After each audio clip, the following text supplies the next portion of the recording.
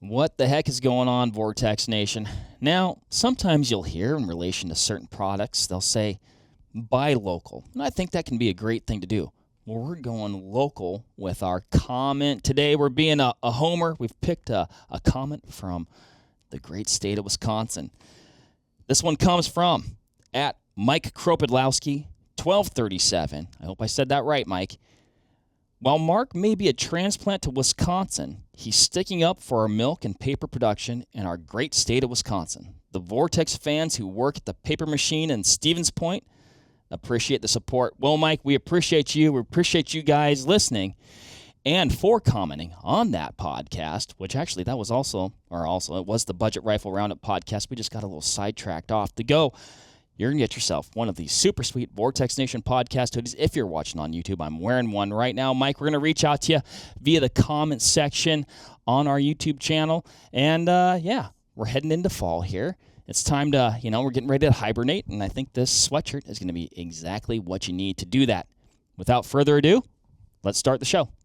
When I talk about pressure, herd social pressure is probably one of the biggest forms of pressure that people overlook. We really need to be thinking, like, what can we do to this property now that's going to help us short term, but also is going to set the next generation up or the generation after that up for success.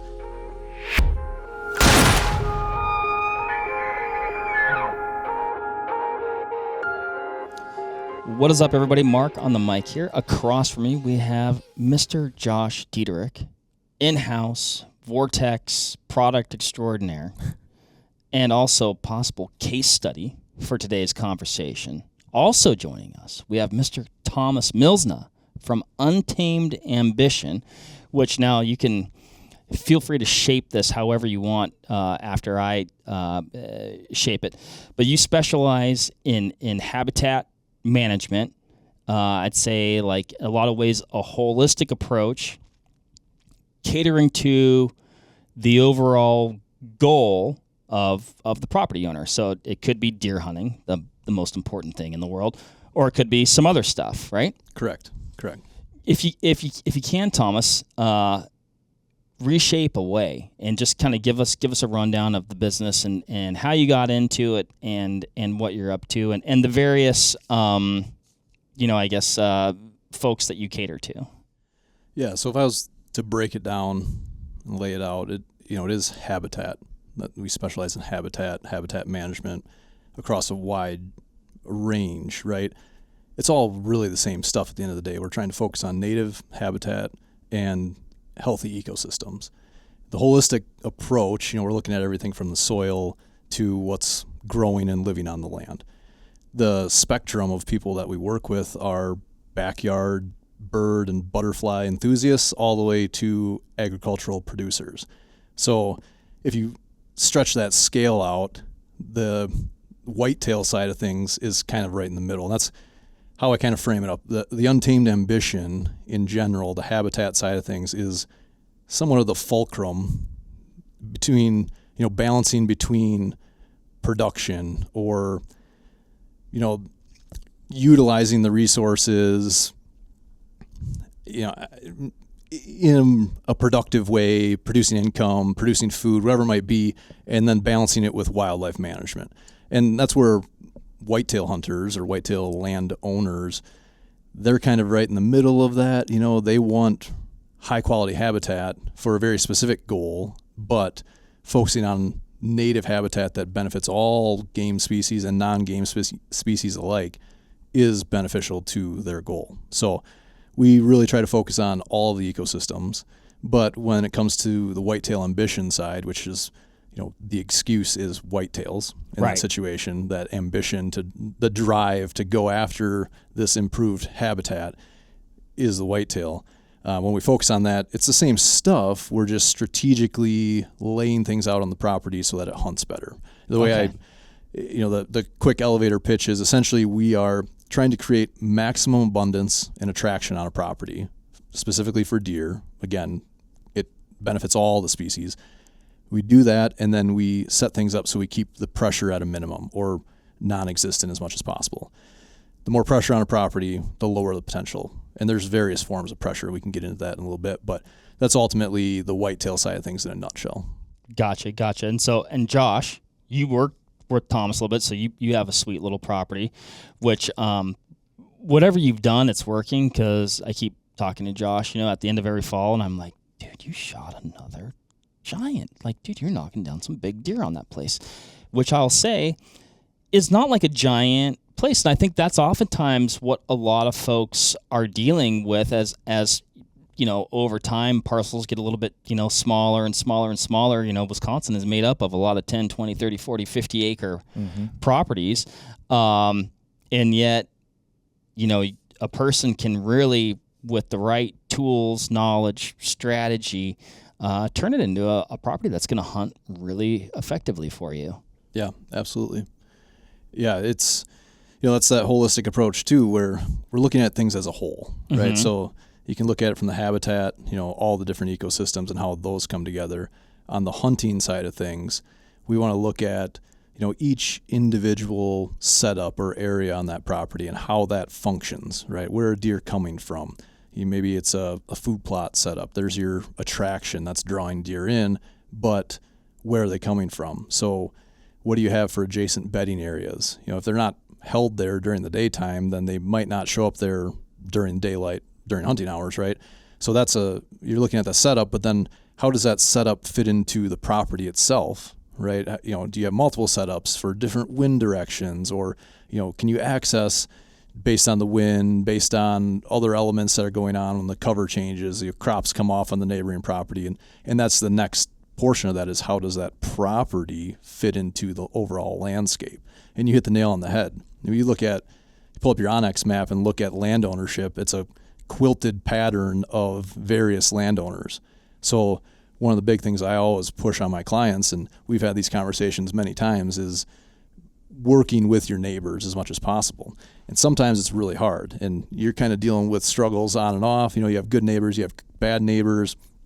The best thing you can do is just keep trying, because, they're almost like family in some regards. You can't really choose them, and you can't really get rid of them, right? Yes, you could sell your property and move on, or, maybe do things that encourages them to leave. But you don't want to be that kind of person, right? Because if they don't leave, things get ugly really fast. And I just learned that over the years, working with the neighbors, even working with other people that hunt your property.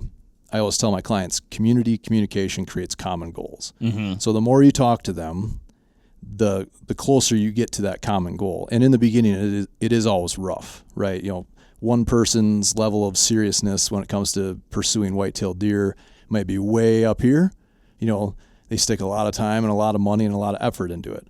And the next guy, he might love deer just as much, but he doesn't think about them until the end of the week. Or he thinks about them all the time, but he doesn't think about, like, what can I do to improve my situation? He just accepts it for what it is and leaves everything up to chance, but he enjoys his time in the woods too. The more you talk, the more you share what's going on, the closer you come to that shared goal. And, my rule is just, share a little bit more than what they're willing to share with you and hope that they reciprocate. And eventually you work your way up and things get better. When you're analyzing a property, when you're looking at, the resources that property may hold, but then how much are you looking at adjacent properties and how they might play into the property that you're trying to, specifically try to manage? And then, and maybe the answer is all of the above. It likely is. But, like, how much are you trying to enhance the positive attributes that a property might have? Or are you like, oh no, these positive attributes are like, they're in a really good spot. Let's look at limiting factors. Maybe it doesn't have water, or maybe it doesn't have good bedding. Like, how much are you focusing on what it already has, or how much are you focusing on, like, adding to it, I guess? Yeah, no, you hit the nail on the head. It's all of the above. Okay. Right. And that's exactly how I approach it, is we're looking specifically for the weak points of a property, knowing that we have to plug that bottom hole in the bucket, right? If you don't plug the low hole, it's never going to fill up past that point. But at the same time, we want to look for the strong points of that property and maybe not necessarily enhance them, but use those to our advantage. If it plays into the hunting strategy overall, or what is that key feature on a property that gives it the advantage over the surrounding properties. Maybe you are the only property in the area that has a water source. Maybe you are the only property in the area that you are actively managing the pressure on your property. When it comes to that, the pressure increases throughout the season. If you're the only one in this area and the deer start out relatively dispersed, but you're the only one in that area that's not hammering your property throughout the whole season, where are those mature bucks going to end up? They're going to find the low pressure spots. And, if you manage it correctly, they're going to end up on your property. So a lot of times you just sit back and have patience and let your neighbors make the mistakes and push the deer back to you. But to your point, pros and cons of every situation, or strong points, weak points. And I feel like you have to address both of them.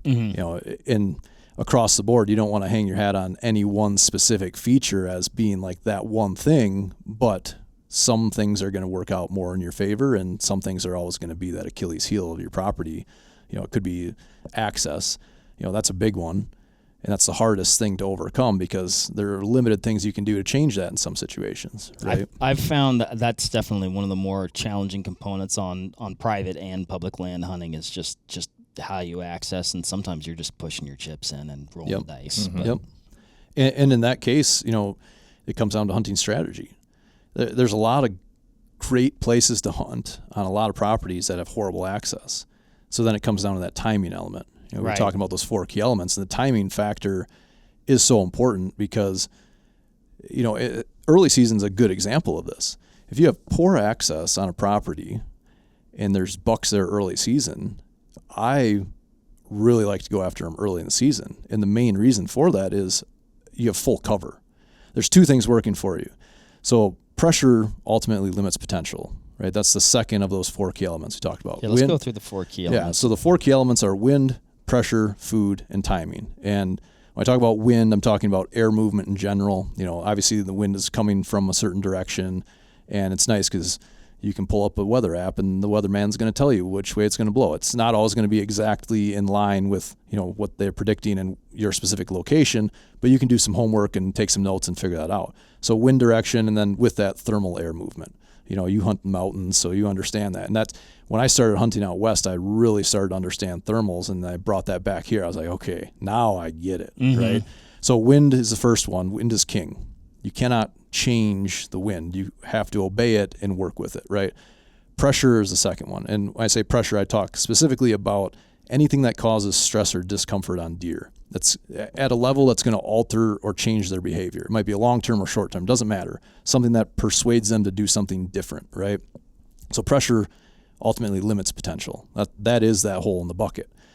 The more pressure you have, that's where you're going to cap that potential at your property.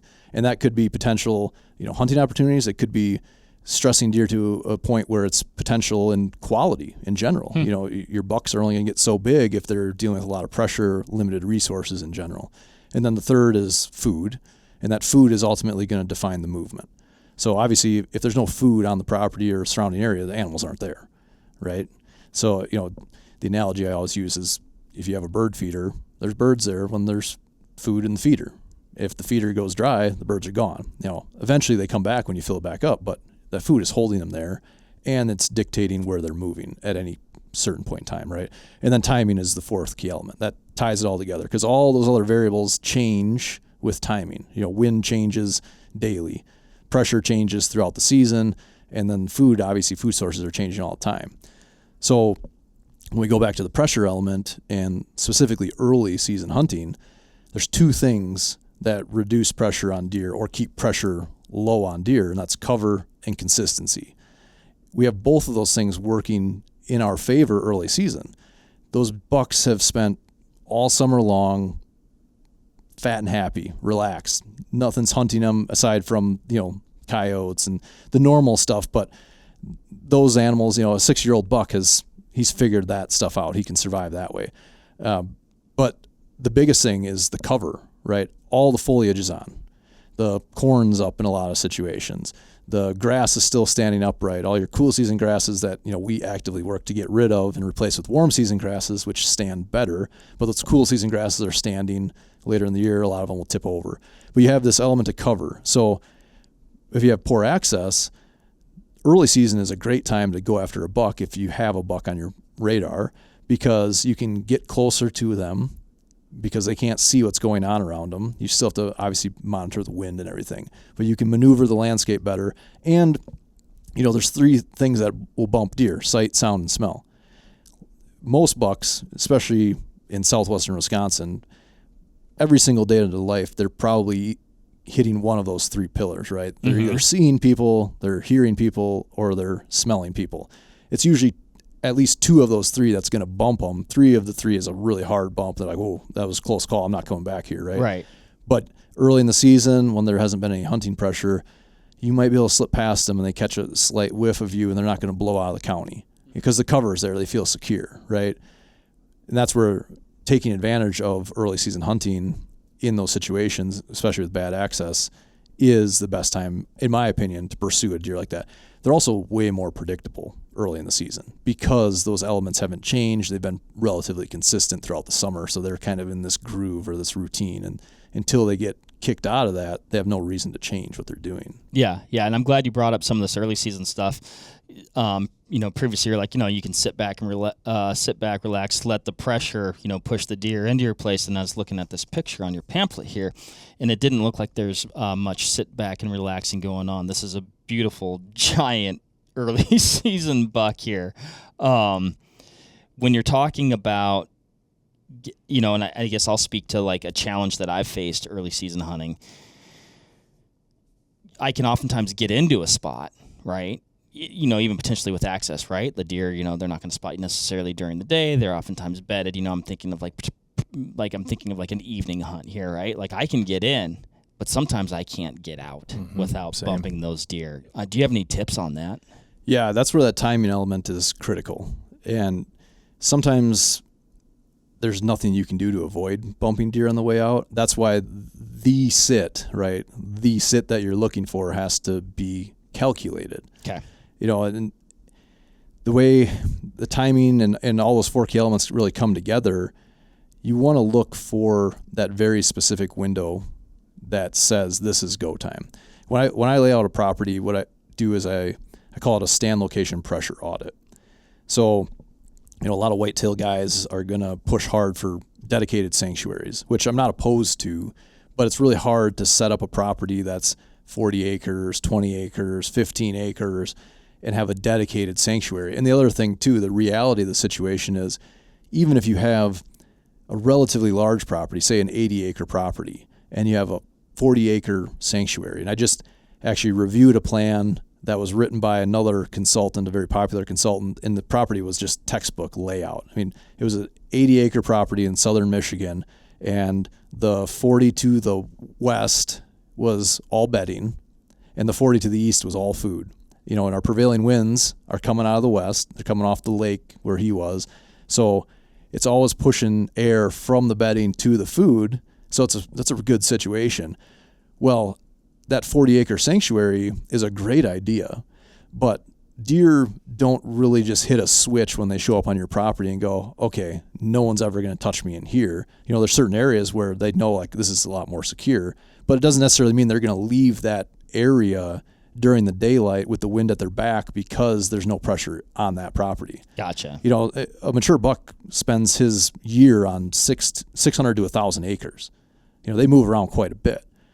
They're not spending their whole life on a small property like that. So if he's getting bumped around a whole bunch on all these other properties, he might settle in and spend a lot of time on that low pressured property. But again, he's not just going to be like, okay, just because there's no pressure here, I can get up and move during daylight, unless you have a lot of cover. And that's where all that cover comes into play. Small transition plots and stuff are advantageous. But back to the access issue. With that stand location pressure audit, what I'll do is I'll rank stands. The lower numbered stand is the lower pressure stand, the less invasive stand. That's the TV show switchgrass screened food plot with a box blind that you climb up in the back door. And nothing against that. Those are great to have.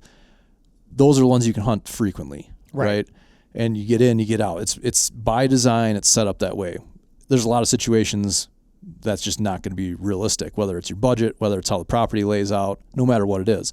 So I'll rank those stands. You get to a higher numbered stand, and oftentimes those are stands that clients already have placed on their property. Scout the whole property, be like, yeah, this is an awesome spot, but you can't get in here without bumping deer, or you can't get out of here without bumping deer. So just acknowledge that, utilize those 4 key elements to put together a good strategy and make that one sit count. Gotcha. And I'm a big proponent of the early season stuff. Like, go for it, because if it doesn't work out, you can back off, regroup. You've got a couple of months for things to calm down, and then start looking towards, the more of the common or peak hunting times in the fall anyways. But in the fall, you might have one of those high pressured spots. That's going to be maybe a really good rut funnel or something. It's hard to get in there early, pack a lunch, a couple bottles of water, sit all day, and then go out. And last fall I think I did 9 all day sits, and I was never more than a few hundred yards from the buildings on our farm. It was just I was set up so close to these bedding areas, knowing that these deer, given the pressure, weren't going to leave security cover. And once I got in, I knew I couldn't get out. That's a big thing, just understanding those situations. In fact, my first encounter with my target buck, I slipped in the edge of this bedding area. It was late October 25th. And right at first light, some does came in. It was a doe bedding area. And that's why I was there, anticipating these bucks, kind of checking these does that time frame. And I swore I heard a grunt when these does came in. But it was one of these grunts where you're like, well, was it maybe just 2 trees rubbing together in the wind? What was it? And I sat all day, and I'm glad I did, because right last half hour of daylight, I look over, and the trail that I actually walked in on, now that buck that I'm after is bedded down on a scrape on the trail. So I know he didn't bed there. It was plain sight. He just all of a sudden got up, repositioned himself at some point and bedded down to where I could see him.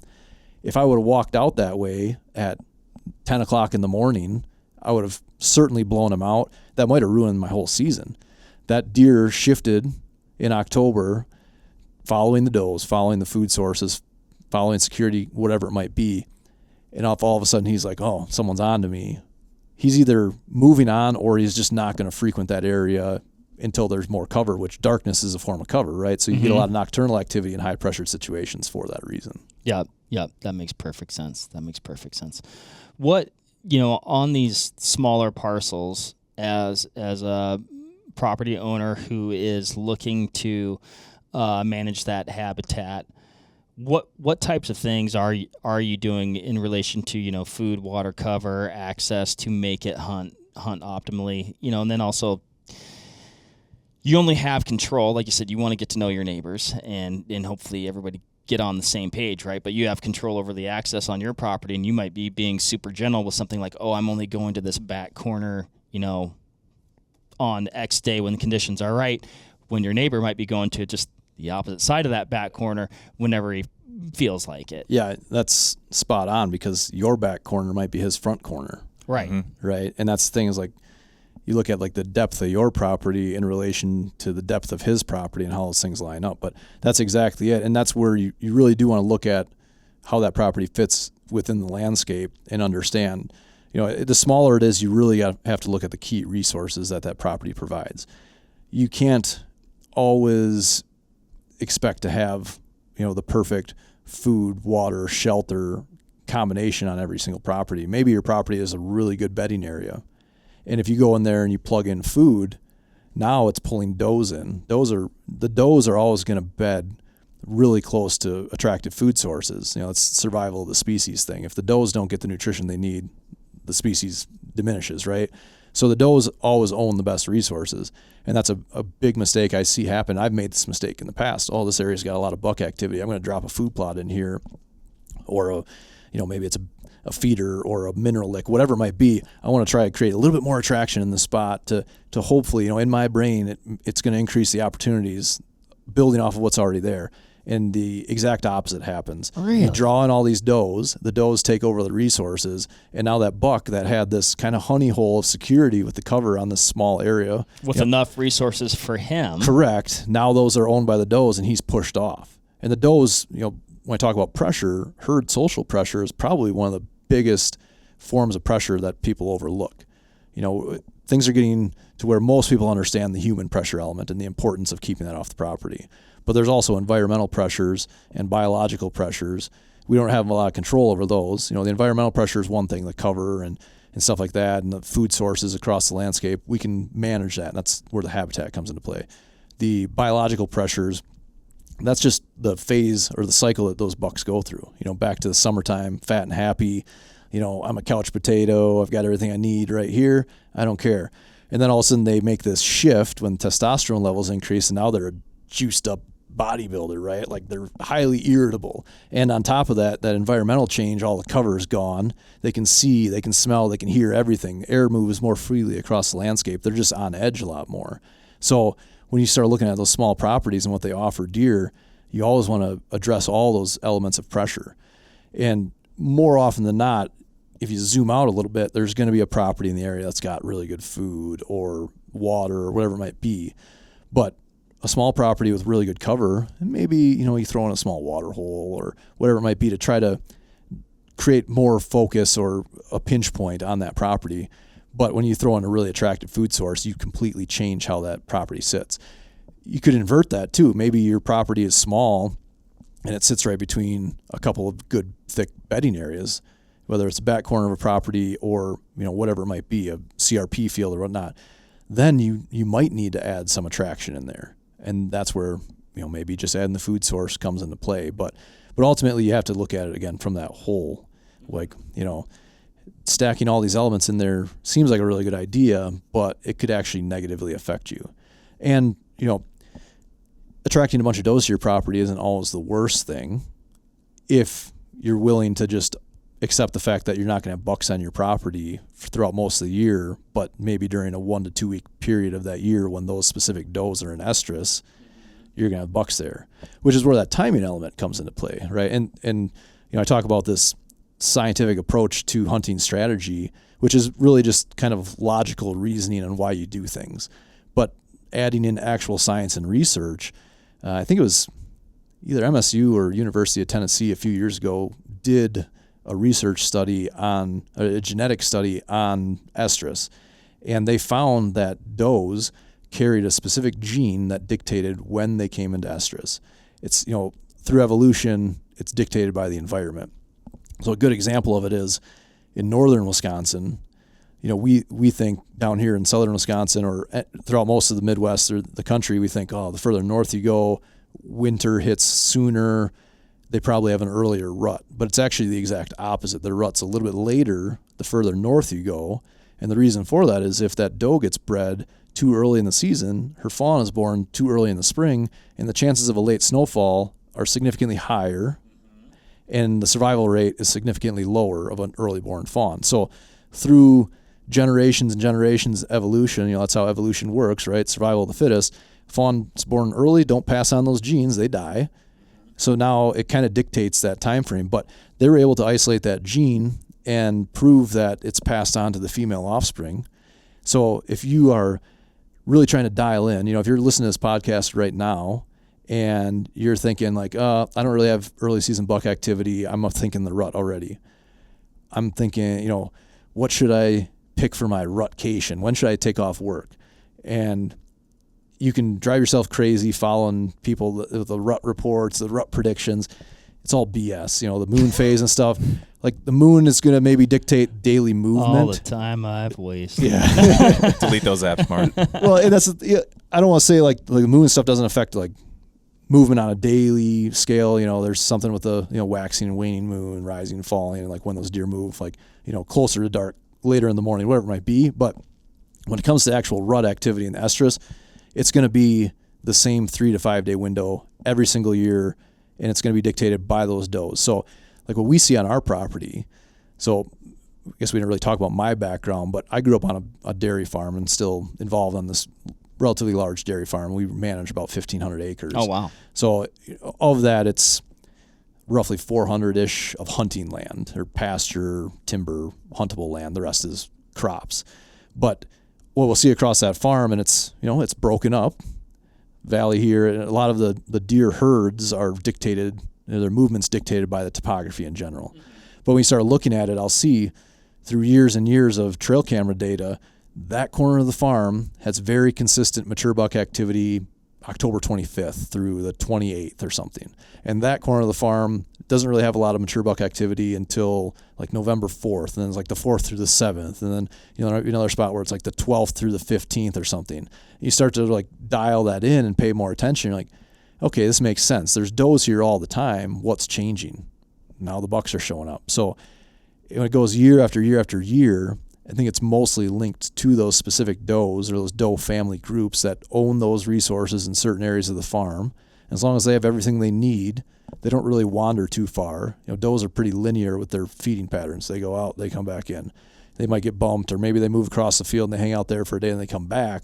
But for the most part, they're not covering ridge after ridge after ridge like a buck will just kind of meander until it finds something. So you can really dial in your timing that way. And trail cameras, obviously, the technology with trail cameras, the advantage with trail camera technology, I should say, I invest way more thought in the historical data I get from those cameras than anything else. Gotcha. I've got 5 rules or considerations for trail camera use, and the number 1 rule is trail cameras only tell you where you should have been, not where you should be. And a cellular trail camera tells you where you should have been a lot sooner. That's it.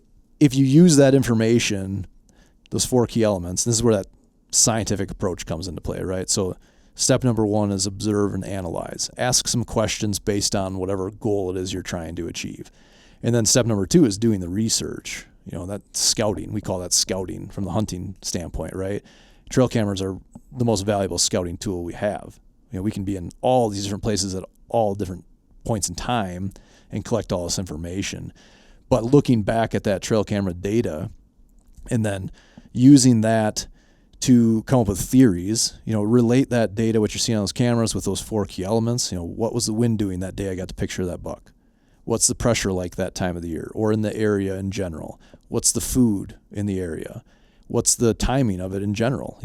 Is it early season? Is it late season? Because these are on a broad scale and all the way down to a daily or weekly element of the timing. But if you can dial in with those 4 key elements, and then you start to see these patterns develop again. Early season again is a perfect example. The 2 biggest deer I've killed on our farm, I've killed in the first week of season. Both of them around 200 inches, and both of them were the same type of scenario. That deer on that brochure, I knew 300 days before I killed that deer that my best opportunity to kill that deer was going to be that first major wind shift or cold front of early season the following year. And what led you to believe that? Historic trail camera data. Okay. Yeah. Looking at that, and then again, those other key elements, if all things remain relatively the same, the older a mature buck gets, the more mature a buck gets, the more predictable they are. So if pressure in the area is relatively consistent, and again, a lot of that's dictated by the cover, so where we are in southwestern Wisconsin or most of the Midwest, a lot of that's going to be dictated by the crop rotations. Is there corn on this year? Is there beans on this year? Is there alfalfa on this year? Those are the main things we're looking at. Corn provides some food value, but it's mostly cover. You add a 60-foot wide buffer strip of cover around all the field edges when corn's up, that changes how those deer move dramatically. Now, if you invert that to food, maybe it's alfalfa, maybe it's soybeans, that changes it too. Now your does are bedding a lot closer to those field edges. If you don't have a lot of depth on that property or depth from wherever those does are hanging out, then the bucks might not even be on your property. That analogy that I use is that multi-layered cake. You remember that graphic in your binder? I believe so. The multi-layered cake, right? So if you think of a multi-layered cake, the base layer of that cake is your food source, right? Again, you have to have that base there to have them there. The next layer of that multi-layered cake is your doe bedding. The icing that holds those 2 layers together is cover. So if you want to stack another layer on top of that cake, being the buck bedding, you have to have another layer of cover in there to isolate those bucks from the does. So it doesn't always stack up exactly like a cake on a property. Many times it does, especially with topography.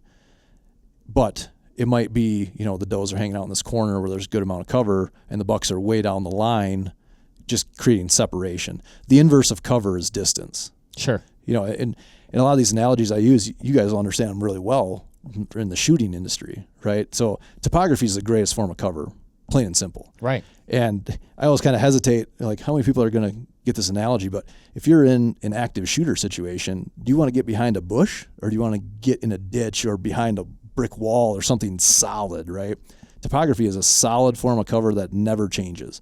So if you're looking at a map and you're scouting, this is why I can do pretty thorough and effective virtual consultations based purely on the topographical maps. You know, I look at these features first and then I say, what's the vegetation look like here? And then from there we can peel back the layers, like, okay, what's in there? What can we improve? How do we improve it? How do we maintain it? Stuff like that. But focus on that topography as the first form of cover. And when you look at that and how topography and or distance create separation from the doe groups or the buck groups or from sources of pressure, you can really start to dial in where you think those deer are going to be. And if you have the advantage of being able to manipulate or improve your property, then you can look at that and go, okay, what's here or what's missing, and what can I do to create more cover to reduce that pressure or hold those bucks closer to this area or create, essentially more surface area on a property so it can hold more deer. And that, obviously every situation is very different. So that early season deer, that big one that I'm looking at right now that I can't stop looking at, what was he like? What was he doing? Like, what was his early season plan? I mean, like, at least in the picture, it looks like there's some food in the background. So then I'm thinking, oh, there's probably like a lot of does hitting that, but he was obviously at least in fairly close proximity to that. Yeah, well, one of the things on that farm specifically, and ultimately why or how I came up with those 4 key elements, right? It wasn't necessarily like, oh, I'm going to come up with some trendy thing. It was more so looking back over all of my notes and journals over the years and be like, how do I quantify all this stuff so I can explain it to someone? Mm-hmm. And I broke it down. I just went through every note that I made and these variables that pointed me towards, whether I was following that buck or the success. And I'll refer to them as breadcrumbs a lot of times. Like, what were the breadcrumbs I followed that got me to that location or to that situation? And every single element came down to those four key elements, right? When I talk about those 4 key elements, wind is king. Again, you don't have control over it. That's why it's king. You just have to work with it, obey it. And timing is one of those things that you can really anticipate that if you dial in. Food and pressure on private property anyway are 2 elements that you have a lot of control over. Sure. If you don't have control over those, it's kind of like trying to duck hunt out the chimney of your cabin, right? You've got this really small window of opportunity. You can't really see what's coming. If you pull the trigger too soon, you ruin your whole season. Back to the timing of hunting a high-pressured or hard-to-access spot, right? If you pull your trigger too late, you miss the opportunity. If you control your pressure and you control the food, you can dramatically expand that window. So now you can see what's coming. You can anticipate it. That situation that I hunt in, there's 17 other guys that hunt that farm. Really? So I don't really have control over the pressure. Things have gotten a lot better over the last few years. They're starting to back off. They're going in more tactfully and more strategy in general. Threats are working. The threats are working. Yeah. Okay. Yeah. Some got pushed a little bit too far, but it's coming back around. According to law enforcement. Yeah. Well, it's family, right? They can't, mostly family, but, so again, you can dial in the pressure, but the one thing I don't have a lot of control over is the food. Yeah. We're doing food plots, and our food plot strategy is a little bit different in that specific situation. We're still trying to create transition food plots, areas where we want deer to move through, not linger too long, right? Okay. The best hunting locations on your property are always going to be a transitional area. Right. Not where deer are or where they end up, where they're moved through, because then you can get in there when they're not there and you can get out of there when they're not there. Exactly. So that's ideal. But when you're trying to compete with 400 acres of alfalfa, it's pretty tough to narrow it down and like, oh, that buck's going to be here or going to be there. The advantage to that, to your point, is it spreads the does out a lot more. So then you're really looking at the bedding areas as where those does want to be, the security cover of the bedding areas. And then the bucks, look at the nutritional content of the forage.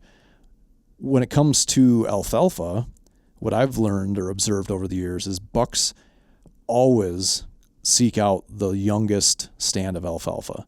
Okay. So, we plant our crops on a rotation. Generally it's 3, maybe 4 years of alfalfa, 2 to 3 years of corn, maybe 2 to 4, just depends on the situation. and then we go back to alfalfa. So if you start to follow that and you go, okay, this corner of the farm or that field is new seeding, new alfalfa this year, that's where those bucks are going to be more often than not. Or, if there's a lot of does hanging out there, then maybe they're over the hill in the next closest bedding area. So that's how I've dialed in those deer. Ultimately looking at that wind, here's a food source, very attractive, but where is that adjacent bedding area? Again, how does that setup or potential setup fit into that bigger picture on the landscape? Where's that adjacent bedding area? And the bedding areas can be dictated so much by the wind. Again, talking about cover, bucks want to bed, you see it out west. All animals really like to bed with the wind at their back. You get a doe family group, and I've observed this with mule deer and antelope and whitetails. The doe family group, they'll bed in a group, they're all facing a slightly different direction. But you get that one single animal, they bed with the wind at their back and their back to cover.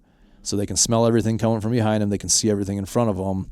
Bucks are exactly the same way around here, so look at the topography first, because that military crest or that hill crown's over.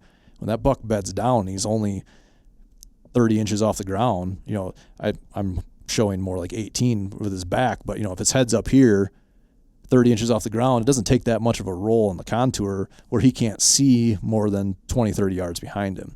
So I'll start with the topography, and then again, vegetative cover and stuff, all that comes into play.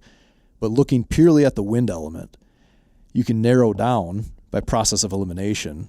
Okay, he's not going to bed here on that wind. He's not going to bed there on that wind. So it must be either here or here if he's on the property. Obviously, he could go over the ridge and he could bed on 4 different locations on the neighbor's property. But my trail cameras tell me that he's showing up on this food source right at dark. So he must be relatively close. So here's our food, defining that movement. Our wind and pressure, the element of cover in combination with that wind advantage is dictating that bedding area.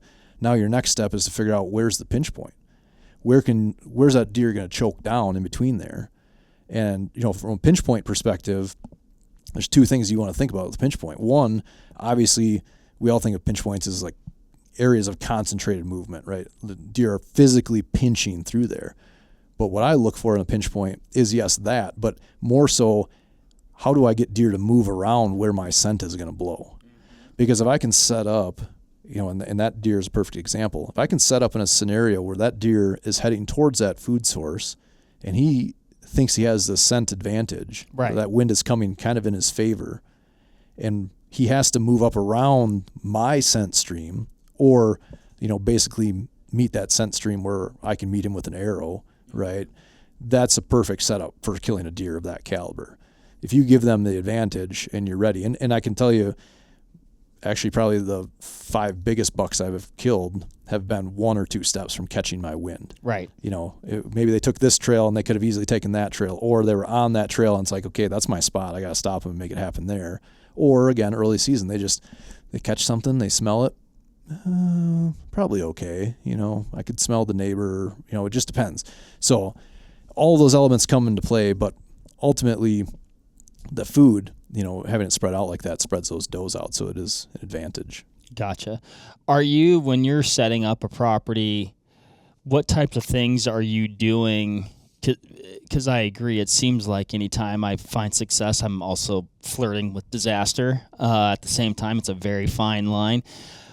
Is there anything that you're able to do specifically from a landscape perspective, like, maybe you're planting certain things or cutting certain trees down, creating areas where it's more likely a deer is going to move through thinking it has the advantage, but you also have that advantage? Yeah, absolutely. And that kind of brings us back to the pinch points, right? So when I scout a property or, whether it's boots on the ground, virtual, because I'll do a lot of like virtual scouting where I'm just talking through, what does this area look like? Again, we're looking at topography, but some properties are really flat. Mm-hmm. You don't have to go that far north in Wisconsin or even central Wisconsin where there's no topography at all. Right. And you can look at that as an advantage or a disadvantage. The advantage would be you kind of have a blank slate. So now you can create what I would refer to as a resistance type pinch point, the same type of resistance that a ravine would create. Okay. the deer want to take a path of least resistance. So if there's a big wash out there, they're going to the top of it or they're going to the bottom of it. They're not dropping down and climbing up all the time. Sometimes they will, it depends on the situation, but for the most part, they're avoiding the resistance. It might be a gap in a fence, might be a tapered riverbank, whatever it might be. You can create those situations by felling trees, like you're saying. I'm not a giant proponent of hinge cutting. That's kind of a fancy or popular thing in whitetail land development. I'll hinge a tree here or there in a bedding area, but for the most part, hinge cuts are really hard to manage down the road. And I actually pick up a fair amount of clients that have been advised to hinge cut, and then years later, when those hinges grow and now there's 10 heads on that snake, they're really hard to manage. Versus a flush cut, you cut that tree as close to the ground, and 5 years later, you run a fire through there and it kills the bulk of those saplings or top kills them. And they resprout, so you can maintain early succession in some of those bedding areas where you want high stem counts. Okay. But a hinge cut in an area specifically to create a pinch point is advantageous. And I'm cutting that tree, so if you're familiar with a hinge cut, it's kind of a coppice style cut, hip high, whatever it might be. And you're leaving a small amount of that tree connected so it doesn't drop on the ground. I don't hinge cut them so they stay alive. I don't want it to grow. I want it to hinge cut so it stays connected to that stump, because if that tree, that log is on the ground in the moisture and there's more fungus and more bacteria and more bugs, it breaks down really fast. If I want to create a pinch point that lasts for a long time, I want that tree up off the ground. And then that acts as a natural fence or barrier, and it'll last for decades. Inversely, if you're trying to do cuts in a bedding area where you don't want a lot of mess, then you want it on the ground so it breaks down faster. But, and the same goes with a pinch point. It could just be a field edge or something like that. So we'll feather the field edges to create better cover, better food, more diversity. And one of the techniques I'll use, I refer to as edge feathered barriers. So we're cutting trees to get more sunlight in there, but instead of maybe tipping them perpendicular with that field edge, so if you visualize, say a field edge is running north-south, instead of dropping them east-west, sometimes we'll drop them in the field and push them back in. Sometimes we'll drop them, cut them up. We might try to drop them or drop them and push them back up parallel with that north-south running line to create a barrier, and then we just strategically leave a couple open spots. Gotcha. Or, I deal with this frequently too, and one of the things I'll do with clients is a post-season debrief, even new clients. Like, hey, let's just, again, back to that scenario, that specific setup. Okay, you're hunting a food plot. I think we've probably talked about this in yours. Like, well, where are deer going to enter this food plot? If all of those trails are within range of your stand, great. Maybe you want to close one or two off so that you can hunt that on a specific wind and deer aren't going to get downwind to you. But if you have a food plot where there's 6 entrances to it, just plug 2 or 3 of those holes, 4 of those holes. You don't want to constrict the movement so much that they feel like they're confined. But at the same time, if you eliminate some of those variables, now it just became more predictable. So physical resistance type pinch point is the first type of pinch point I look for. The second would be an attraction-based pinch point. So again, a food plot, maybe it's a water hole, maybe it's a mock scrape. A mock scrape's not going to draw deer from across the property, but if it's traveling through a certain area, maybe you can choke them down into, again, an area where you put a camera up for inventory or a shot placement, right? Water hole's kind of the same way. If they're running that ridgeline, hopefully they find that water hole. Especially in this area of the Midwest, there's a lot of water in general. So it's not a limited resource per se, but a small, secure water hole, the emphasis there is secure, right? Next to bedding, up on a ridge top, that is somewhat of a limited resource. So that can create more attraction. The third type of pinch point that we would scout out or seek to create would be a hybrid of the two. That's kind of how I look at it. Okay, we've got a nice physical resistance pinch point here. What can we do to make it even better? Let's drop a water hole in. Because now those deer that are moving through here, that buck's coming from that bedding area going to that food source. I want to ensure, not really ensure, there's no guarantees, right? But I want to increase the chances of him following this line that's more predictable versus dropping down in the valley. So I'm just going to, maybe I'll add a water hole here. Sure. Or maybe I'll, do a few things, increase the cover, better browse, whatever it might be. Add a couple scrapes along that travel corridor so he can communicate while he travels. that hybrid approach is the ultimate type of pinch point. And again, so when we approach a property, we're scouting for pinch points. And if they don't have them, we create them, or we try to add them in areas that are the most accessible. The more accessible that pinch point is, the more huntable it is at the end of the day. Yeah, and I like what you're talking about with it being, those pinch point transition areas, and then, essentially manually or, looking for something that probably has some natural attributes, but then enhancing that and stacking different variables in there that,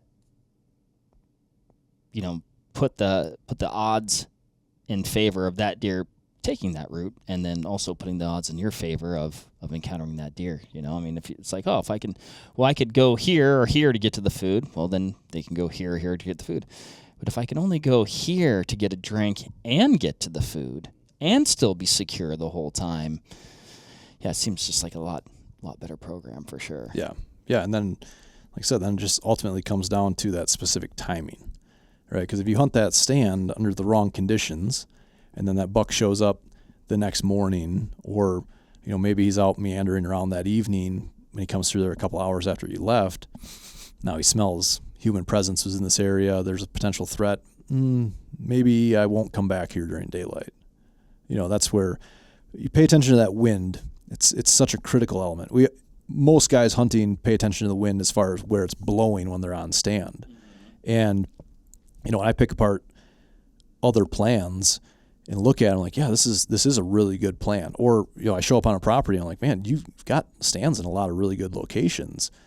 What winds are you hunting these stands on? Well, I'm blowing it back in the field. I'm like, okay, that's a safe wind, but that's probably not the wind that's going to have a buck on this side of the hill. Right. They want that wind coming off the field.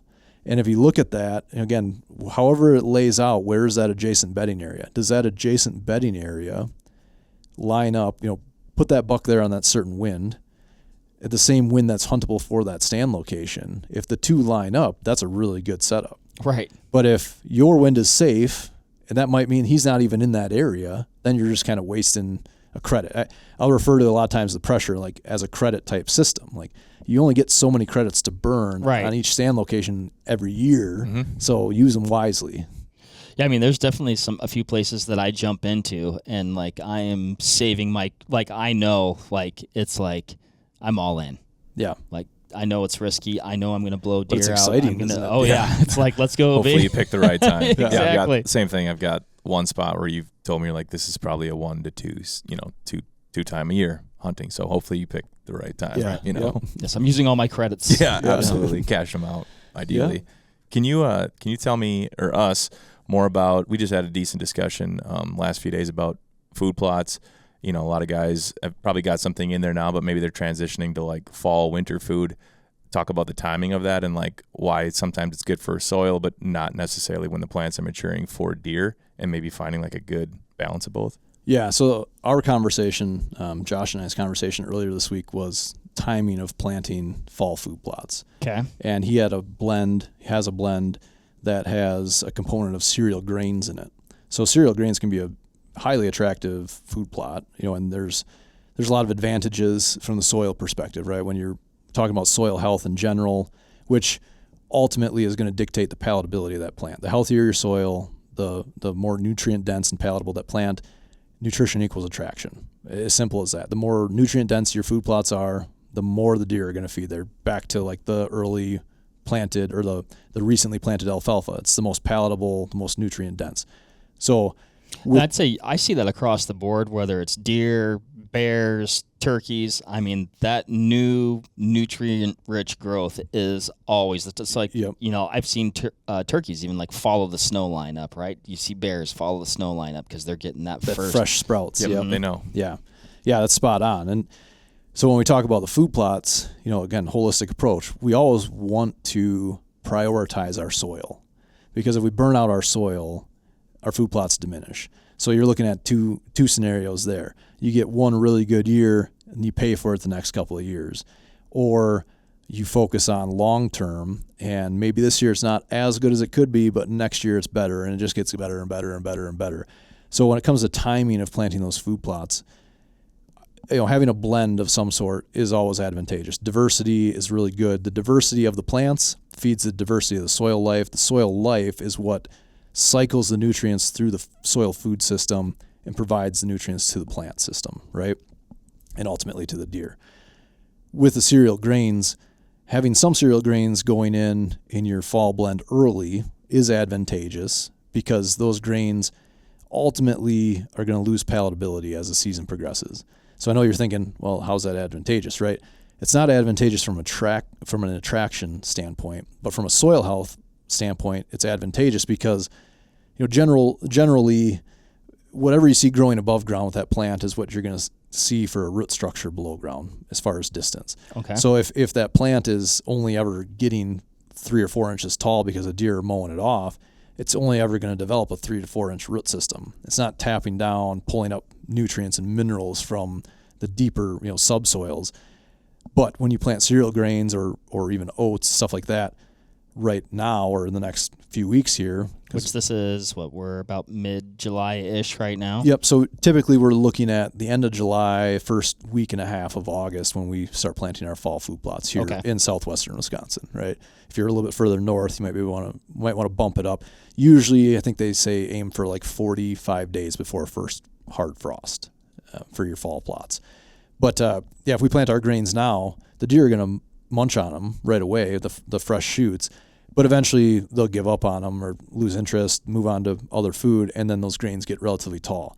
So they lose the palatability for hunting season, but they're working in the soil food system. They're growing deeper roots. They're creating better soil structure. They're pulling up more nutrients and whatnot. Now, one of the other things that we do, we'll plant a blend, and brassicas are a big component of those blends because they stay green a lot later into the fall, and they're pulling up a lot of nutrients. They're not actually as nutrient dense as you would think, but they're palatable, right? Because again, a lot of it's just relative. The relative relationship. When all the native habitats desiccated and dried down and went dormant, then basically whatever's green is going to be more palatable than whatever's brown. Sure. At the end of the day, so that's a big component. But we'll go back in early September, even late September. I mean, you can go in with cereal rye and just broadcast that in pretty heavy, 50 to 100 pounds per acre, and you can plant that. It'll germinate at 40 degrees Fahrenheit. Actually, I think 38 or 37 or something like that. So you can plant it pretty late as long as you get moisture. And the big thing with that is, with the soil health, we always want to keep something living in the ground as much as possible. There's going to be gaps in there where you're terminating a crop, but relatively short period of time. And the shorter period of time, the better off you are. And so that cereal rye will actually actively grow its root system during the winter time. And then in the spring when it greens up, it's instantly throwing up green shoots. So a lot of times it's going to be the greenest thing out there. I mean, the snow melts off. Again, it's 40 degrees. It starts growing. And it's got this root system where it's starting to grow real quickly. And the deer and turkeys will just hammer it early in the year. So it provides a really good cover crop, a cool season cover crop, early nutrition in the spring, late nutrition and attraction in the fall. So it's good. But the point is you can't really plant it and have the same level of attractiveness if you plant it at the same time as you planting your brassicas or your forage peas or whatever else is in that blend that you're looking at as an attraction. But you can plant it layers later in the year. Okay. Good deal. And then, did you have something? No, go ahead. Just another, can you tell us about like the orchard edge, the concept behind it, why and what that does or the goal of it? Because I found that pretty fascinating personally. Yeah. So orchard edge is kind of a concept that I use. It's not really an original concept by any means. It's just trying to lay something out so it has more structure to a plan, right? So the orchard edge, the concept there is we're just mimicking a forest ecosystem and trying to bring maximum abundance to our edge habitat. And we look at a food plot back to an attraction-based pinch point, essentially. You don't have to start talking food plots. Most of the time, we're looking at it for attraction. It's not feeding our deer year-round. Food plots should be a supplemental food source to your native habitat. The deer are going to get way more nutrients, and it's going to feed a lot more deer having high-quality native habitat versus a food plot. But when you have an area that you want to create maximum attraction in or utilize the maximum amount of solar energy is ultimately, this whole planet's powered by solar. Most of that energy is converted through plants, photosynthesis, right? 3rd grade science class. We started looking at the different layers of different ecosystems that utilize solar energy. And when you have an edge habitat has the potential to be the most productive because you have all these different layers, right? You have your ground cover, you have your bramble layer, you've got your shrub layer, you've got your understory, and you've got your canopy. You've got all these systems in there, and that edge gets that exposure. So the orchard edge system is utilizing all that. So what we do is we go in with our canopy trees, and to specify, we're just trying to maximize abundance and attractiveness of the species. So if you can envision a fence row, right? Maybe it's just going across the field and you just see a single row of trees. I think you probably look out here, you see them, there used to be a lot more of them before they got taken out and fields got bigger, right? Right. But a fence row, that's going to get maximum exposure from both sides. Maybe it's just a north-south running edge, so it gets really good morning sun, really good afternoon sun. Maybe it's a southern exposed edge, so it gets pretty good sun all day, but only from that southern exposure. North edges, you're limited a lot more. You have to focus on more shade tolerant or peel back more of the trees in the woods to get more sunlight there. But ultimately, we start with that canopy layer. So we're looking at, attractive canopy trees, long-lived, tall trees, oaks, chestnuts primarily. Hickories can fill in that gap if you're not focused specifically on the attractiveness of the nut.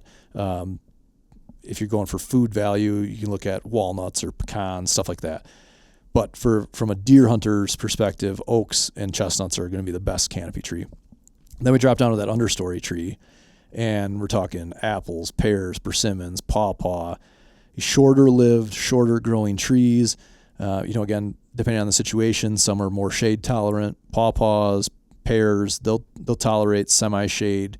The more sun, the more productive they're going to be. But if we're just trying to fill that void and get something out of it, then a little bit here and there is better than nothing. And then below that understory, we're looking at the shrub layer. So now we're talking, there's a plethora of native shrubs that we can fill in. If you're focused specifically on food value, whether it's human food value or wildlife food value, hazelnuts are a really good one. Elderberry, dogwood, all those things, they're going to have really good browse element to them. All your viburnums, the food element from the hazelnut, you get all those little nuts. Again, it just depends if you're looking at food value from a human perspective or from a wildlife perspective. And then underneath that, you have your bramble layer, blackberries, raspberries, cane fruits, stuff like that, which, obviously it's nice from a human element. I love going out and picking berries with my kids. It's another big reason why I hate spraying food plots or try to limit it as much as possible, because I don't want to put chemicals on things that we, natural bounties that we take advantage of. But at the same time, a growing, we talked about the recently growing shoots, the growing portion of a blackberry plant is like 30% crude protein to deer. So you'll see them go through there all summer long, and they're nipping off all those parts, and they're highly digestible, high nutrient content for those deer. And then below that, we've got the ground cover and stuff, and that kind of transitions into that food plot. So if you look at it from what you get, from a solar perspective, this is a good example. You take a piece of paper, it's one-dimensional really, and that's really what you get with a food plot. If you just plant one crop in there, especially, it's pretty much one-dimensional. But now if I take something like this and it's all folded up, how many of these can I stack across that same plane? And if the sun's going north and south and shining in there, or it's just this edge and just that edge, I've got all this solar exposure that I can take advantage of. And that's where those orchard edges really come into play. No, it sounds really cool. Sounds like, from a diversity standpoint, you've got tons of different stuff literally layered in there. And yeah, deer are edgy. Like they love edges. So and they love edges for those reasons that you described, because they're performing that function. But to really take your edge game to the next level and being intentional about, putting those things in there. Like edges are already good. And like what I'm hearing you say, I'm like, oh yeah, that sounds like a super edge. Yeah. And that's, that's essentially it. We go client property, whether we're doing the work, they're doing the work, whatever it might be. And we're peeling back that edge to get more regeneration in there. And then if we want, we just go in there and we plug in strategically the species we want to grow. And if you go in there and you peel this edge back and then you drop in a bunch of bare root seedlings and protect them, they have a major survival advantage. They've got Right. 2 to 3 years head start on everything else trying to grow, and they're tubed so the deer don't mow them off. And then, we give them a few years and then maybe we take the tubes off, maybe we cage them, whatever it is. But yeah, we're just structuring that. And, we look back, dial back the hands of time. I think they estimate something like 75 to 90% of the rainforest was cultivated strategically by humans. Like, there's very few ecosystems that have that level of abundance, and they start to look at it and they're like, well, this genetic strain of this plant, there's no way that it's spread across here. It's very isolated to certain regions. And then, especially now with LiDAR scanning, they're finding all these old civilizations in the jungle and stuff. And they're able to kind of dial it in and be like, yeah, this was most likely strategically planted by humans. Even in North America now, they're saying that the bulk of our plant species were dictated by humans because we've been on the landscape forever. We are a natural component of the landscape. We've just gasp. Yeah, exactly. Well, that's funny because I've had this argument before with a former client of mine that's a non-hunter, and he bought a property and he wanted to convert it. It was like a 7-acre property that was a field. It was a cornfield essentially. Nothing crazy about it. It was just flat, but it was kind of cool. One side had a tree line with some bigger trees. The other side had a little creek running through it. And basically how I explained it to him was, I'm like, okay, you want to put this in native habitat. How are you going to manage it long term? Because he didn't have any equipment. He's looking to hire all this stuff out. So I said, you really only have a handful of options here. One, you're chemically managing this, and he didn't really want to spray. And that's a lot of guys would come to me because we have alternative methods, right? Chemicals are a tool. I think they are great for implementation in certain situations, but not necessarily great in a routine, right? Okay. So he can either chemically manage it, he can mechanically manage it by going in there and mowing it periodically to keep the woody vegetation at bay. He wanted more prairie type vegetation. Or he can graze it with animals, right? Which he was just north of Milwaukee, not a lot of readily available herds of bison there. Okay. not for hire by any means. Or he can burn it. He can light it on fire. And that's what I was trying to promote. And even the design and the layout, I was like, oh, this is perfect. Usually how we do it is in this situation specifically, but even on hunting property, we're trying to utilize our access routes, our trail systems, our food plots, anticipating fire breaks, right? So this guy in particular, like, yeah, we'll put some hiking trails through here to the back of your property, just like you want. That's going to be a spot that you mow and maintain with your little riding lawnmower. You're not going to take your riding lawnmower through 4-foot tall switchgrass thatch or something, right? But we can burn it and it's going to stop and we'll break it up. So you're doing alternating burns over the course of time, and you're only burning like little half acre here, little half acre there. Should be pretty straightforward. The argument that we got in was he didn't want to burn.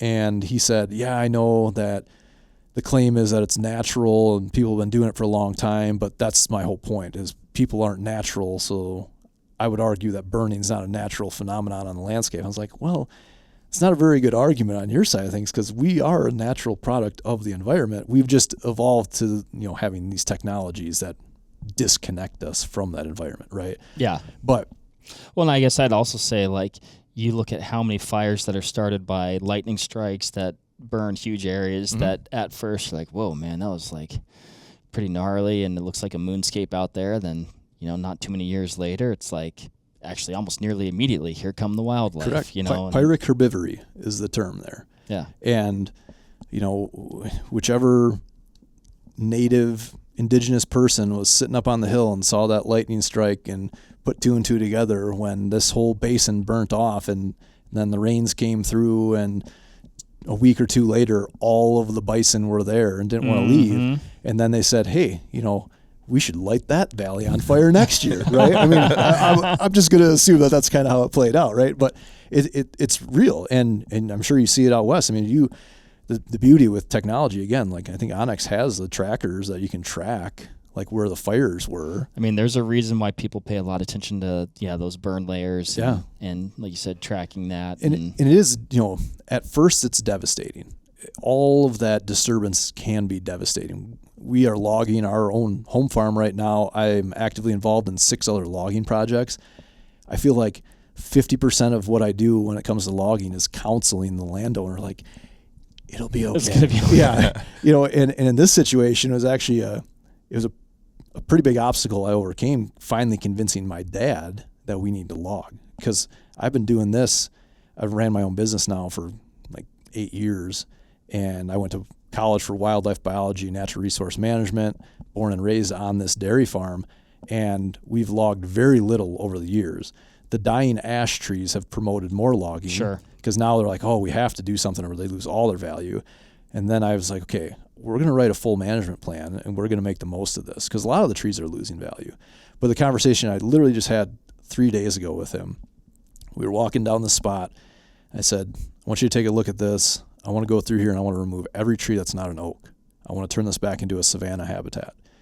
Well, I don't know, the kids really like the canopy here. It is a gorgeous. It's the road that goes to our hunting cabin, and you go down through the woods, and it's like, oh, this is gorgeous. I'm like, well, okay, take a step back and think about this. I'm like, first of all, I agree with you on the aesthetic side of things, and I also understand and anticipate how ugly things get for a relatively short period of time when you have a disturbance like logging or a big storm or a fire, right? But I'm like, but envision this hillside 5 years from now, and right now, midway through the summer, it's going to be loaded with wildflowers, which, aesthetics aside, that's a lot of really good forbs, pulling up a lot of good minerals and nutrients for all the wildlife, whether it's, the brooding habitat it provides for turkeys and other ground nesting birds, the fawning cover, the food value, nutritional value for the deer, growing antlers, whatever it might be. Bees, butterflies. Exactly. So much more value versus a closed canopy that is one ecosystem, back to this one dimension, right? So I explained that all to him, and finally he's like, oh, okay, let's do it. I'm like, all right, it's gonna be good. It'll be okay. No backsies. Yep, you can't take it back, right? In this situation, though, it's relatively small trees. There's a few bigger maples or hickories in there, crowding out some suppressed oaks, and that's one thing that we see across the entire country. Especially across the Midwest, where our deer numbers are, people don't like to admit it, but they're too high.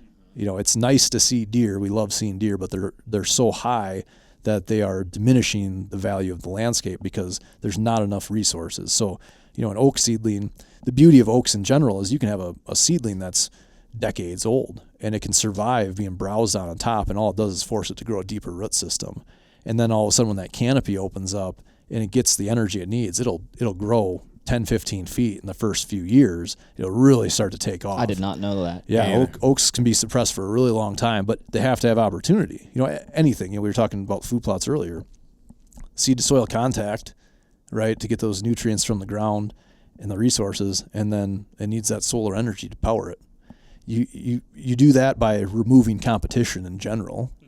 So in our food plot, we're terminating whatever's growing in there. In the woods, we're opening up that canopy and we let them go. So, and that's the nice thing with oaks.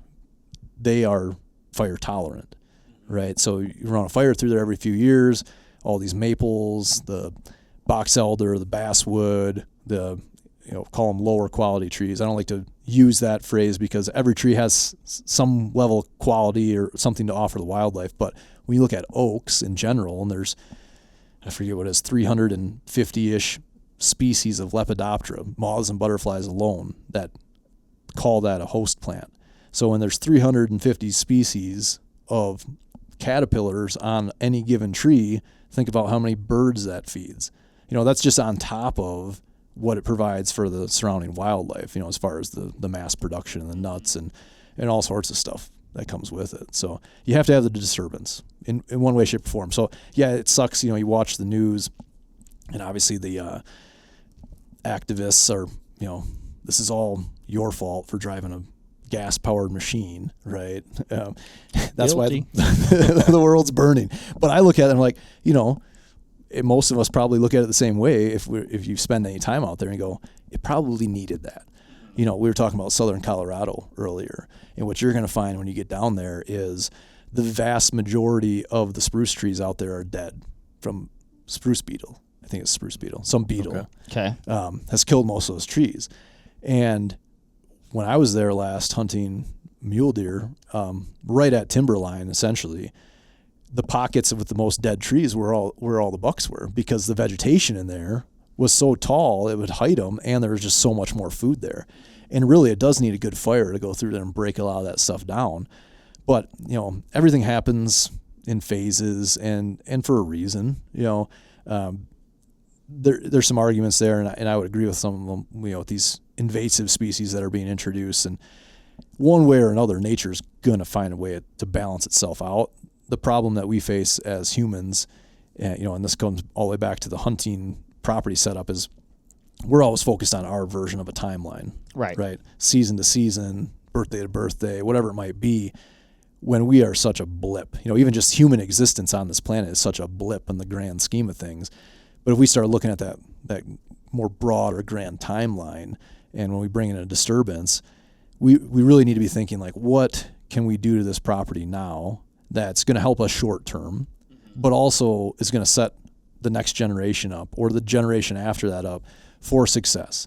And that's a conversation I have with a lot of clients. A lot of guys will hire me, and then they'll call, and there's always a sense of urgency. Again, timeline, like, hey, I got a logger coming next week. Do you think you can come out and help me write a plan? Like, and I get myself in a lot of trouble because I have a hard time saying no. And then when someone hits me with that level of urgency, my thoughts immediately are like, oh my gosh, if I don't get in there and explain to him that he can't just let a logger go crazy on his property, right? He's never going to be able to get back those 400-year-old, 300-year-old white oaks. Like, your property's got for sure 200-plus-year-old trees. When you're talking a white oak that's 40 inches in diameter at the base. Incredible. Yeah, they're really gorgeous trees. And not to say you shouldn't log those from time to time, because if they're creating a closed canopy and you don't have varying ages and whatnot in there, then again, you're not setting the next generation up. But going in there and cutting them all down, most of us are never going to see a tree that size in our lifetime again. No. So It's something to think about. Yeah. No, I can see it's like, he's got that urgency, but for you, you're like, if I don't get him this plan, or at least talk to him, like, we're not getting that back. Correct. And it could be something that, at the end of the day, maybe it does go, I don't know, but, it's interesting. All the, you're talking about a cake earlier and just layering in the edges, and there really is, and so many layers to the whole equation. And I think a lot of it boils down to that diversity, though. Yeah. And diversity across the board. Again, the holistic mindset there is to not just be like, oh, I want diversity in my food plot, or, I want 3 different species of apple trees along the side of that food plot, or whatever it might be. It all goes hand in hand. The food plot thing is a big one. And I think that, to me, I look at that as like kind of a gateway into thinking this way. It's an easy thing, more quantifiable. Mm-hmm. It's arguably the most marketable aspect of habitat improvement, right? Right. Everyone's got a magic bean. Right. Oh, yeah. But what I've learned over the years, growing up on a dairy farm especially, is that the soil is so important. And I can show you some of these graphics. I've probably showed them to you before, but you start to look at the association or correlation between higher quality animals, Boone and Crockett, Pope and Young trophy book animals, and how land is managed across the board. And there's a pretty strong correlation between big deer and dairy farms. And Interesting. My theory on that is the nutrient management systems that are in play. You take a row crop farm, your average cash crop guy, and they're looking at inputs and outputs. To them, it's a balance sheet. What's it going to cost me to produce X yield this year? What's the market look like? Is it worth going bigger? Maybe I should invest more in tiling my fields, or, whatever it might be. That's all they're looking at.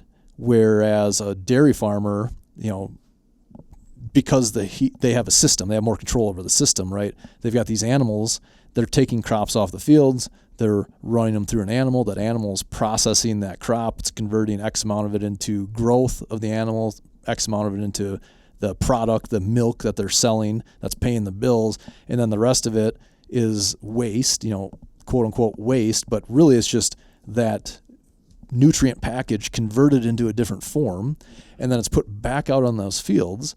And you don't have to turn back the clock that far to see that exact type of relationship in the natural element. When those bison would roll through and they consume the grasses, it's a ruminant animal. It's very, very similar. Deer are ruminants as well, so they're processing these nutrients, but not at the same volume.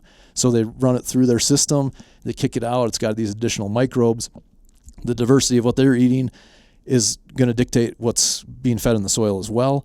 But the soil biology is so important in general. So we started looking at that correlation, and again, you can grow some pretty dang big deer in areas with alfalfa, but the nutrients that are coming into that alfalfa are what is actually growing that deer, the vitamins and the minerals and the micronutrients and whatnot.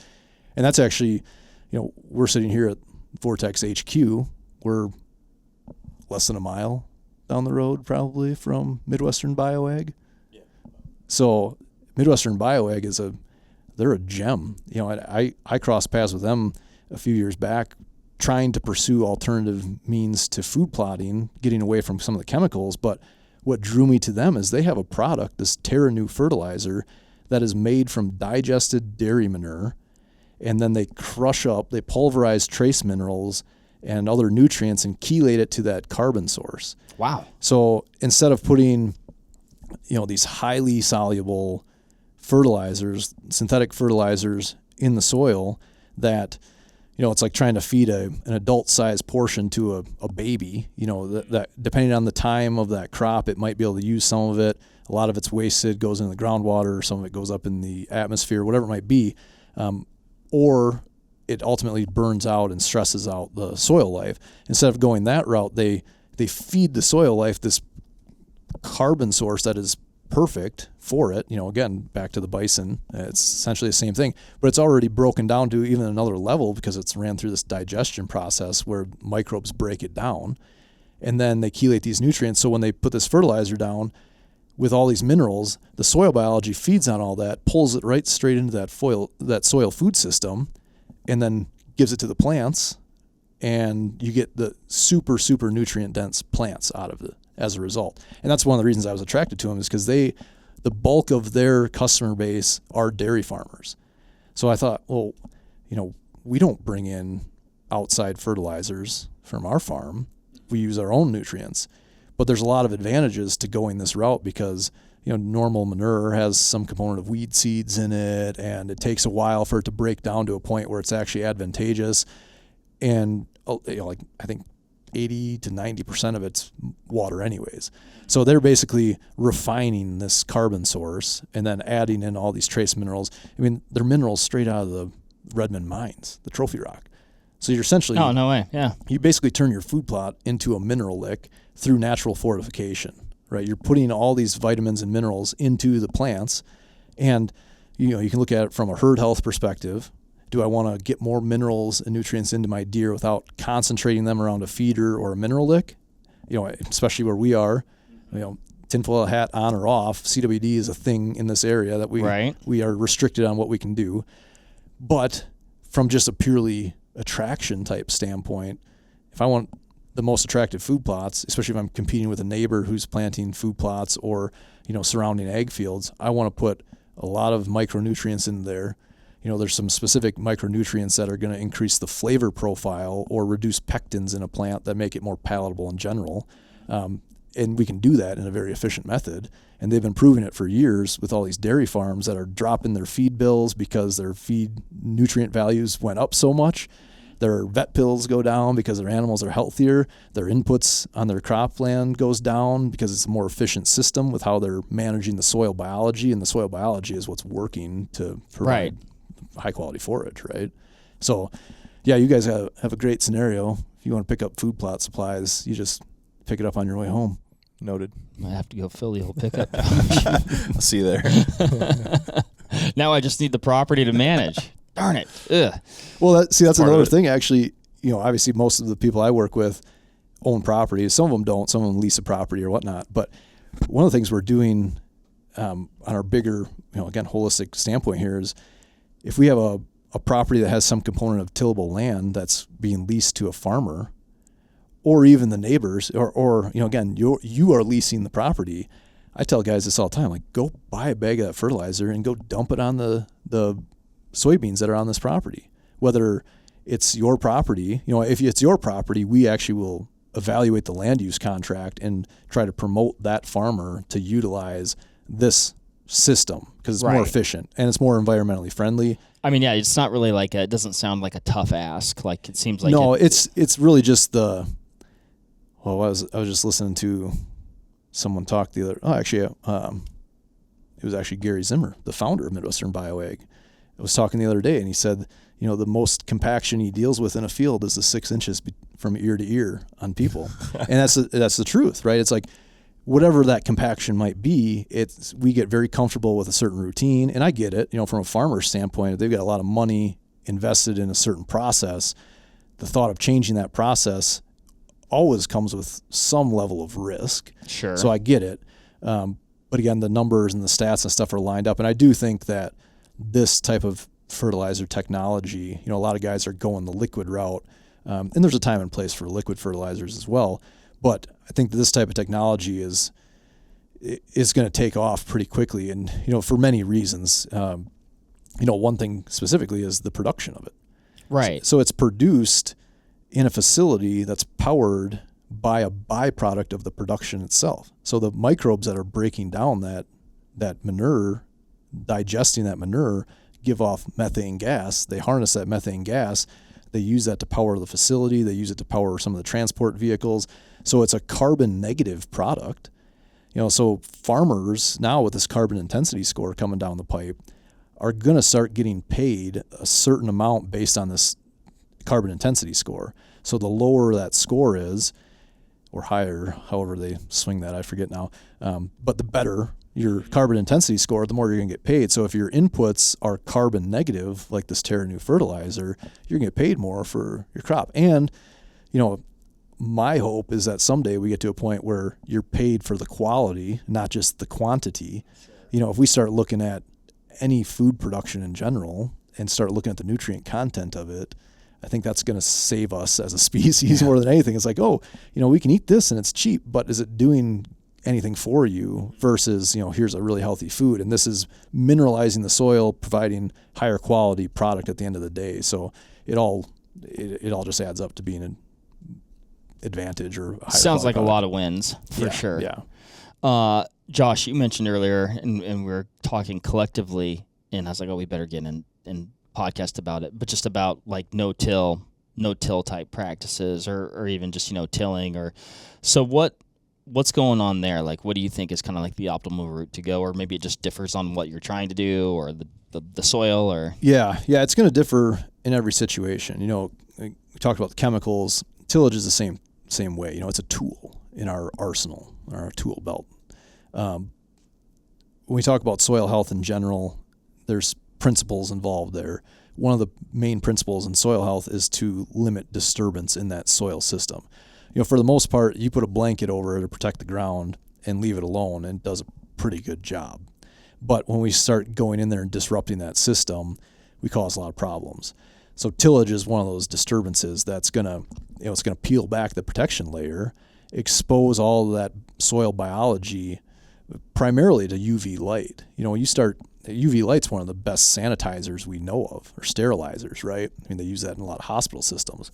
I think that's actually like I've got like a SteriPen for like water that's purification. exactly what it is. Yep, UV light, you stir it around in there, 100%. So if you are constantly doing that, then you're killing all that soil biology.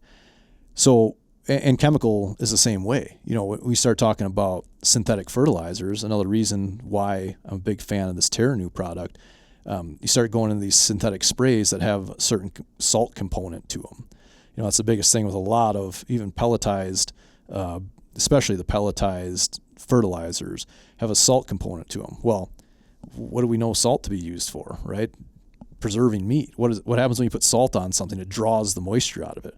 What happens if you put salt on an earthworm or, smaller microbes? It kills it, it desiccates it, dries it out. So lower salt content fertilizer is a lot easier on that soil biology in general. The same goes with a lot of your chemical herbicides. They have a higher salt content to them, and they disrupt a lot of those natural systems. Glyphosate's a good example of it. Again, it's a tool that can be utilized and very beneficial, but when it becomes part of a system and it just is repetitively used. What is that used for? It's a broad spectrum herbicide. Okay. But before it was patented as an herbicide, it was actually, I don't know if it was created specifically for this or if it's something that they made in the lab and are like, oh, this works really well for this, but it's a mineral chelator that was used to descale boiler systems and clean out pipes. So basically it's wreaking havoc on your minerals in your soil system. And we know this is a problem because in some of these countries in the southern hemisphere where they pull 2-3 crops off the land every year, they're basically farming at a faster pace than we are up here. We're already seeing all these weird cereal grain diseases that we've never seen before, and it's because the plants are just not healthy. They're not getting the nutrients that they need. So there's a lot of problems there. But in addition to being a mineral chelator and a broad spectrum herbicide, it's also an antibacterial.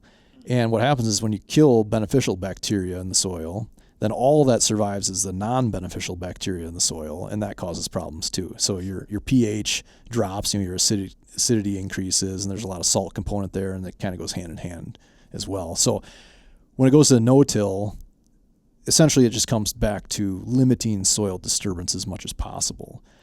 But again, there's different situations, right? I kind of walk this fine line too because I'm not a huge fan of just committing to spraying all the time to terminate a crop. So you can do different things, mowing at a very specific time when plants at a certain maturity that will have some level of termination. It's not going to be 100% like an herbicide would, but also tillage, light tillage. And that's the key is light tillage. Like heavy tillage, really turning up the dirt, you don't want to do that very often. Now, guys that do that will always come back and they'll argue like, well, yeah, but I get the best yields in the years that I till. Why is that? Because you're killing everything in the soil, and all of that living matter is now releasing the nutrients built up in it. Gotcha. So the plants can use that. But if you continually do that, you just deplete the soil more and more and more. So if you do it every once in a while, you're going to get some yields, but you got to focus on building that soil back. So you're always thinking, again, years down the road. What can I do this year? What can I do years down the road? Long term. And how am I setting this up to hand it on to the next generation? Do I want to give them soil that's saturated in chemicals or completely void of life? That's kind of the problem with a lot of conventional practices. And I don't want to generalize too much because there's a lot of really great things happening in that field too. But this mindset of like, let's sterilize the soil so that only what we want to grow grows. That's might seem efficient with pushing a yield, but there's better ways to do it. So on the tillage side of things, light tillage, really light tillage. If you don't go any deeper than 2 inches, I generally aim for like that top inch. It can be hard, if your field's not perfectly level, but if you stay above that 2-inch line, there's actually a fair amount of benefits to that. Especially you start to get a thatch layer. You're rolling down cereal rye that grows up, and your soil is really high quality, and you're starting to get 6-foot tall cereal rye in the spring. Mow that off, and lightly till it. You can incorporate that organic matter into the soil, and now the soil life can feed on it and break it down a little bit faster. One of the big things I'm a fan of, especially on smaller plots, I'll take a clover plot, and you get a good established clover plot, and then I'll go in there in the next couple weeks here, and I'll take my tiller and I'll set it to about an inch and a half deep. And I'm just clipping the root crown off of that clover. Okay. And it'll stunt it. It'll essentially kill it for the year.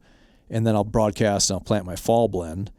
And there's a lot of nitrogen sitting in that soil from that clover that's still kind of hanging on. So it's a good cover crop in that regard. And then come spring, that clover will bounce back, and then I get my summer cover crop back. And there'll still be a component of rye in there, so I'll wait until it hits a certain level of maturity and either roll it down and crimp it. A roller crimper is a good way to terminate a crop as well, but that only works X percentage of the time and on certain very specific crops to be really effective. But again, it's another tool. But then I'll let that clover grow back and the rye, and you kind of break it down and kind of just get in this routine. Very light tillage. That's the key. But again, time and a place for everything. They're all tools that we have. The biggest thing is just trying to actively think, what's the least amount of disturbance I can create in this system. And then what we were talking about before too is, from a time and money perspective, which, they're synonymous, right? Mm-hmm.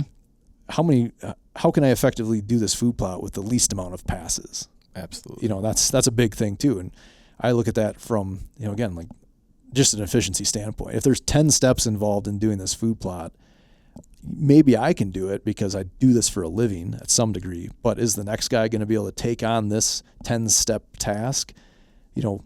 Not to be like altruistic with my process in general, but part of the holistic mindset too is having something be sustainable. Right. And the financial and time investment are a big part of that. So it has to be a system that works. And actually that's why I like about that tillage type system, that light tillage, is I'll go out and I'll till it and then I'll plant it the same day and then I move on.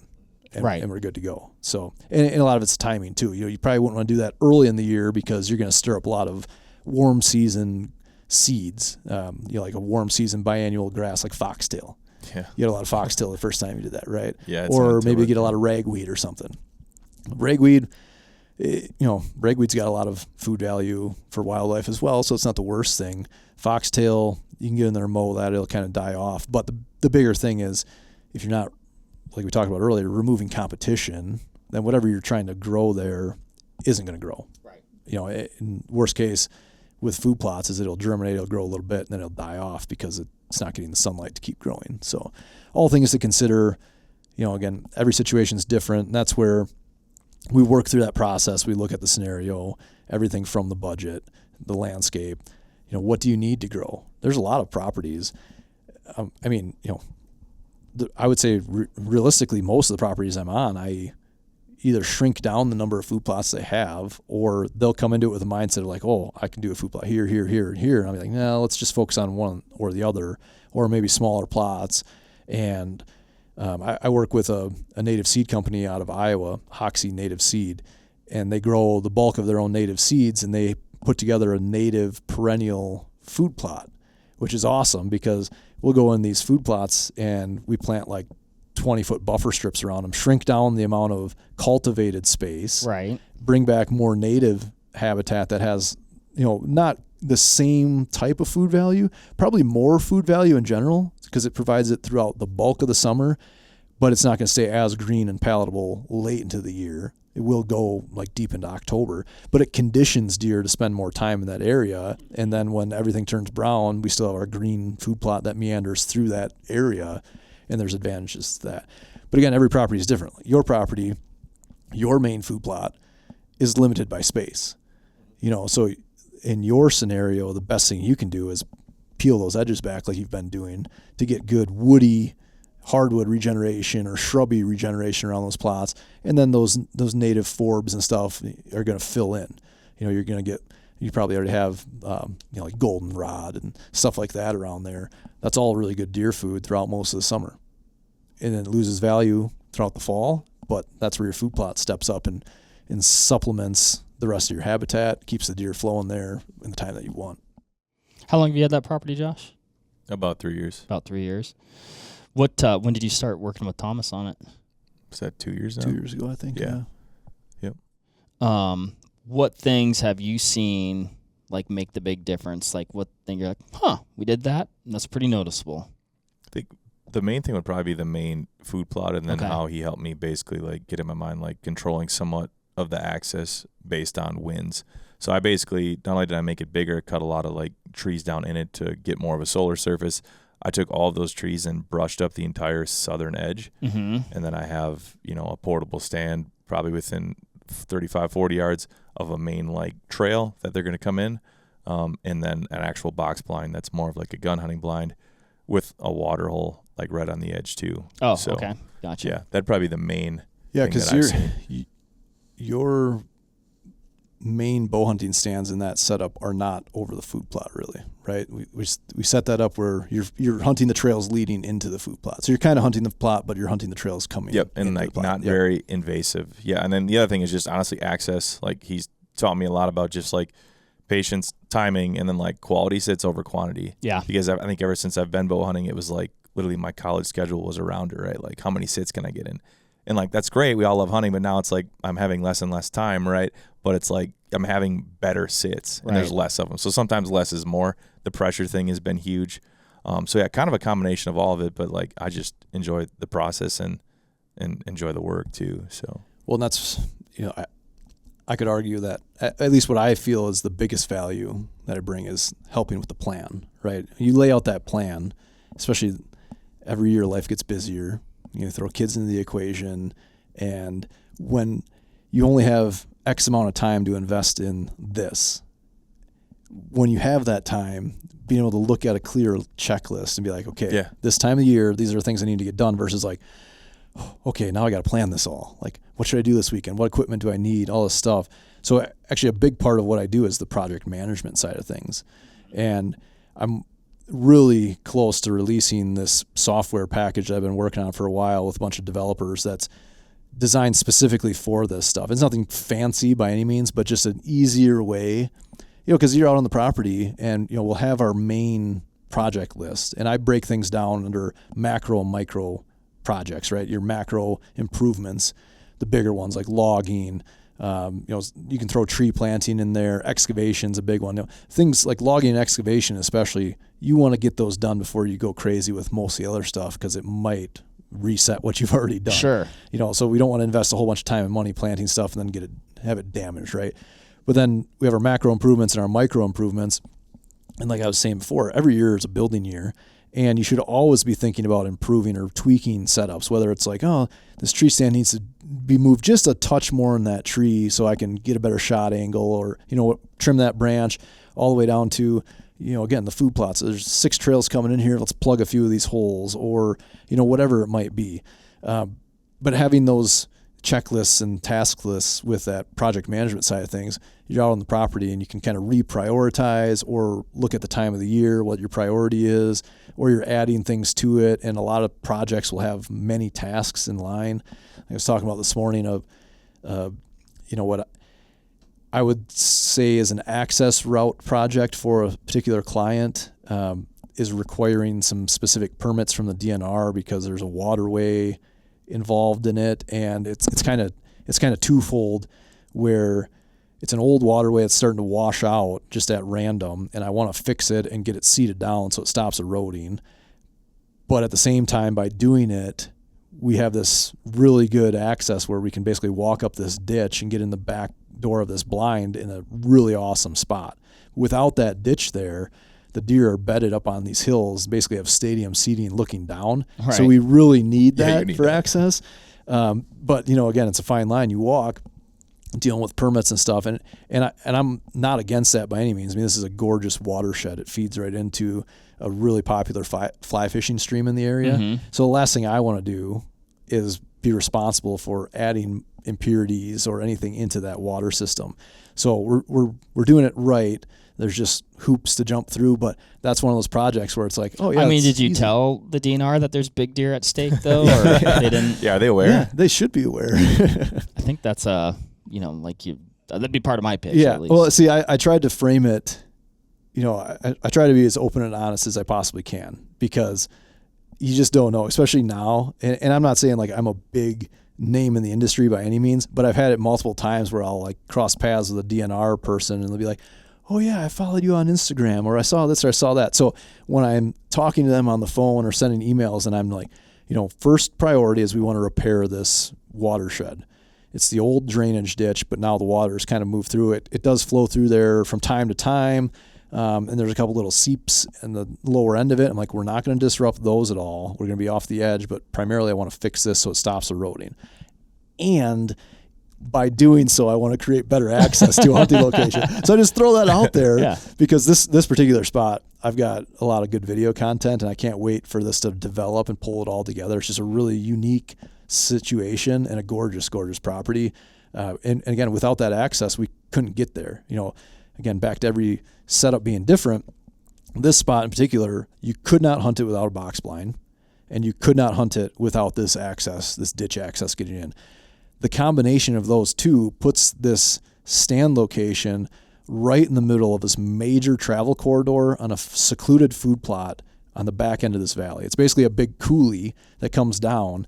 And what happened was 5 or 6 years ago, they had a really, really big storm event, and it washed out this gulge in the neighboring property, like a 50, 60-foot gulge washed out, and all these big sandstone, limestone boulders, some of them ranging in size from a softball up to, half the size of a pickup, got washed down into this area. So when I consulted on the property, the guy was like, I used to see a lot of deer back here. Unfortunately, it's unusable now.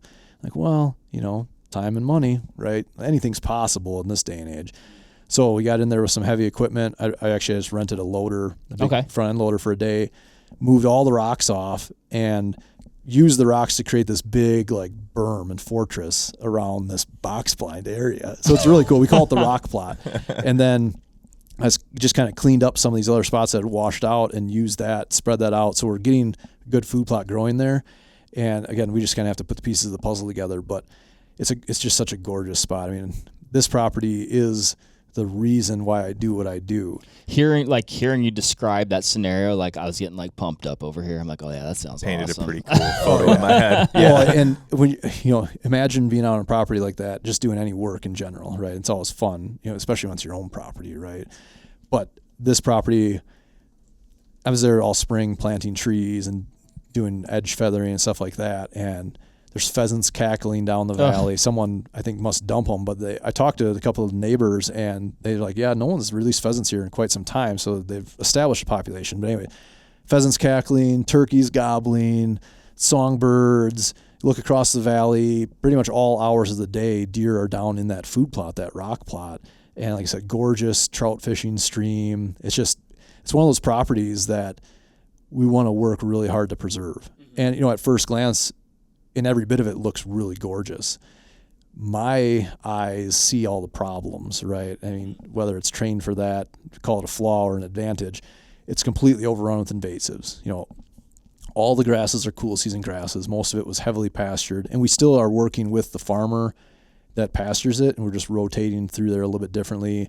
We're actually utilizing the cattle on that side of the property to terminate and incorporate our food plot seed. So we run them through the food plot at certain times of the year to cycle that to help build the soil up. Okay. And we're managing the grasses. We're converting most of it back to native warm season grasses. We'll still graze them from time to time, but we control the time frame so we get enough regrowth and we don't stress that stand too much. It's got your normal Midwestern cocktail of invasive shrubs, multiflora rose, buckthorn, honeysuckle, Japanese barberry. So we're going in there, we're addressing, treating all that. How do you address that? Because that stuff just seems like... Well, pick your poison. Which one? Because they're all honeysuckle. A little bit different. So honeysuckle, if I were to rank that, it's problematic. It spreads quickly. Right. That's a big thing. Most of those invasives, the big advantage they have is they grow sooner. Like they leaf out earlier in the year, they maintain their leaves later in the year. So they on average get about 45 more days of photosynthesis in. So they can be in the shade and not really grow much in the summer, but they grew a lot in the spring, they grow a lot in the fall, so they can maintain a stand. And that's why they choke everything out in the understory. Right. But honeysuckle is relatively easy to kill in general. So with that, we're either doing a foliar spray in the fall when we use it to our advantage. When everything else is desiccated and dried down, we can go in there with a foliar herbicide and spray, and we don't have any collateral damage. A foliar herbicide only kills an actively growing plant. Okay. So if the native vegetation's not growing, it's not pulling in the chemical into its vascular system, it's not going to kill it. Gotcha. And doing it in the fall pulls it down in the root system faster when it's getting ready to go dormant, so it kills it a lot faster. Or we cut and treat the stumps. On my property, I've got a 10-acre chunk right outside of the city of La Crosse that's overrun. And another thing that we do with clients is we help them facilitate or navigate government programs. I actually got approved through the USDA's EQIP program to improve my property and remove the invasives. And at the end of the day, they're writing me a check for about $1,000 per acre.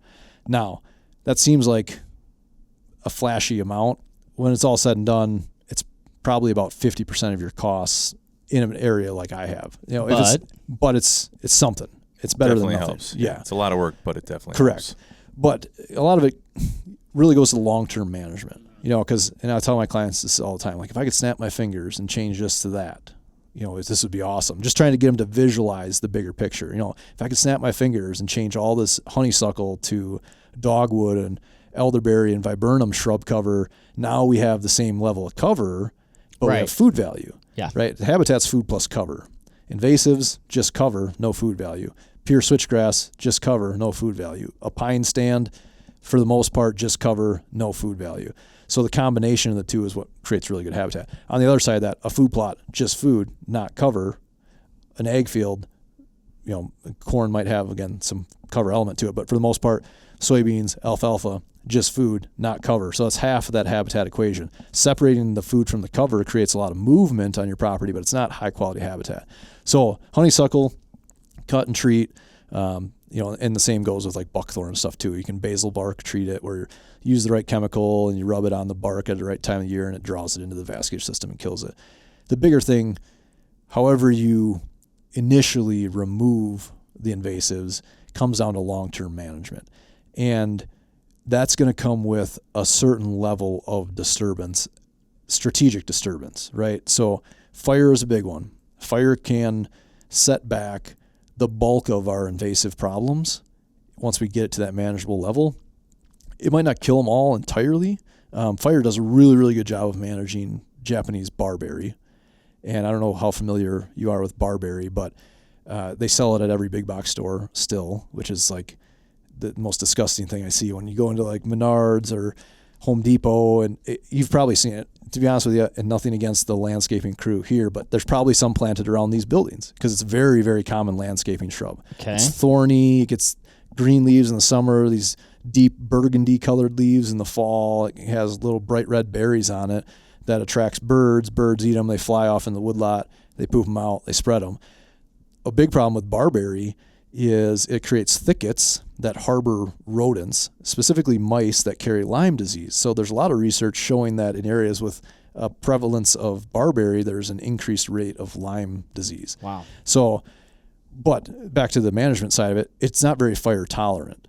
In fact, one of the ways that I'll treat that on my property, where I'm trying to reduce the chemicals as much as possible, because I've actually own two properties side by side, so I own two wells there, and I'm just doing what I can to eliminate it if I can function at that pace.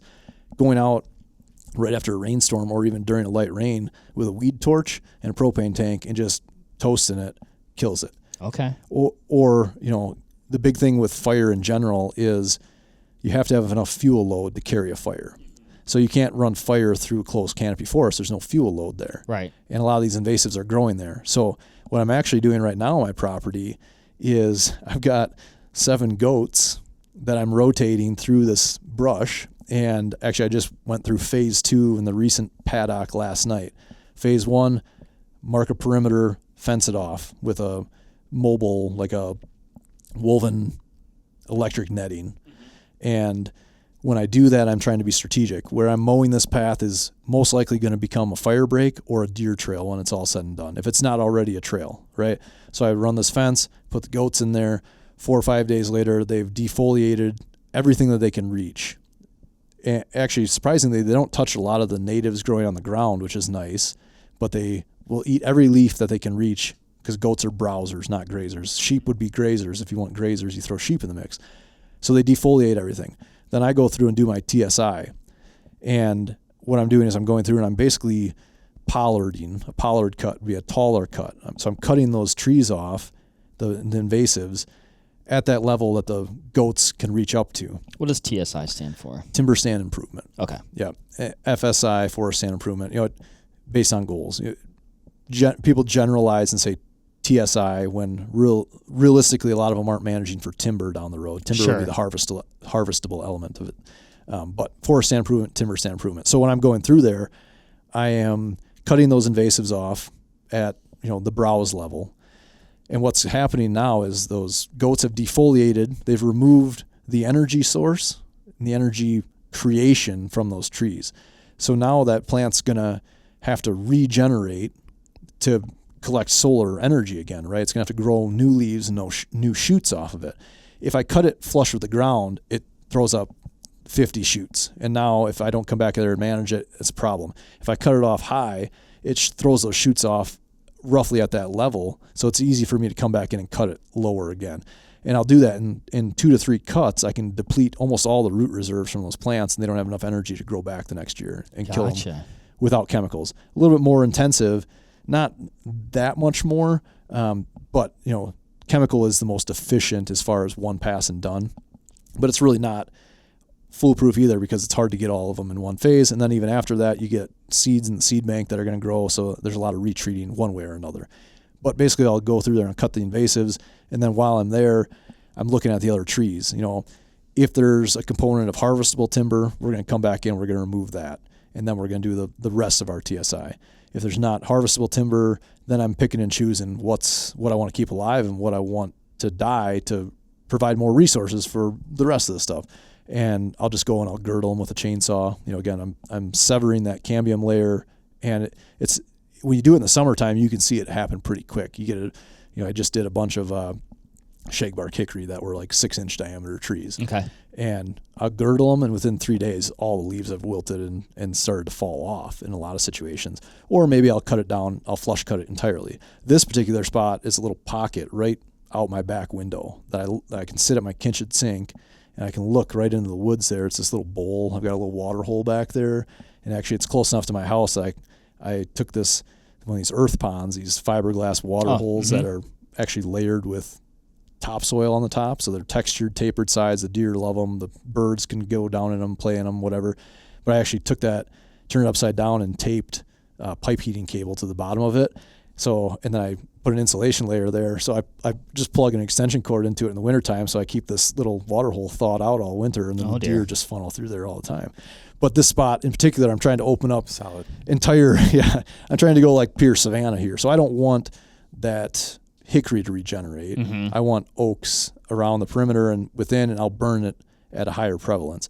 But back to my original point with that is, to manage with fire, you have to open up the canopy, get stuff growing on the ground, so that when it's dormant, it carries that fuel or that fire load through there. You need that fuel to carry that fire through that stand. And then those little seedlings that are popping up off these invasives, you'll kill those.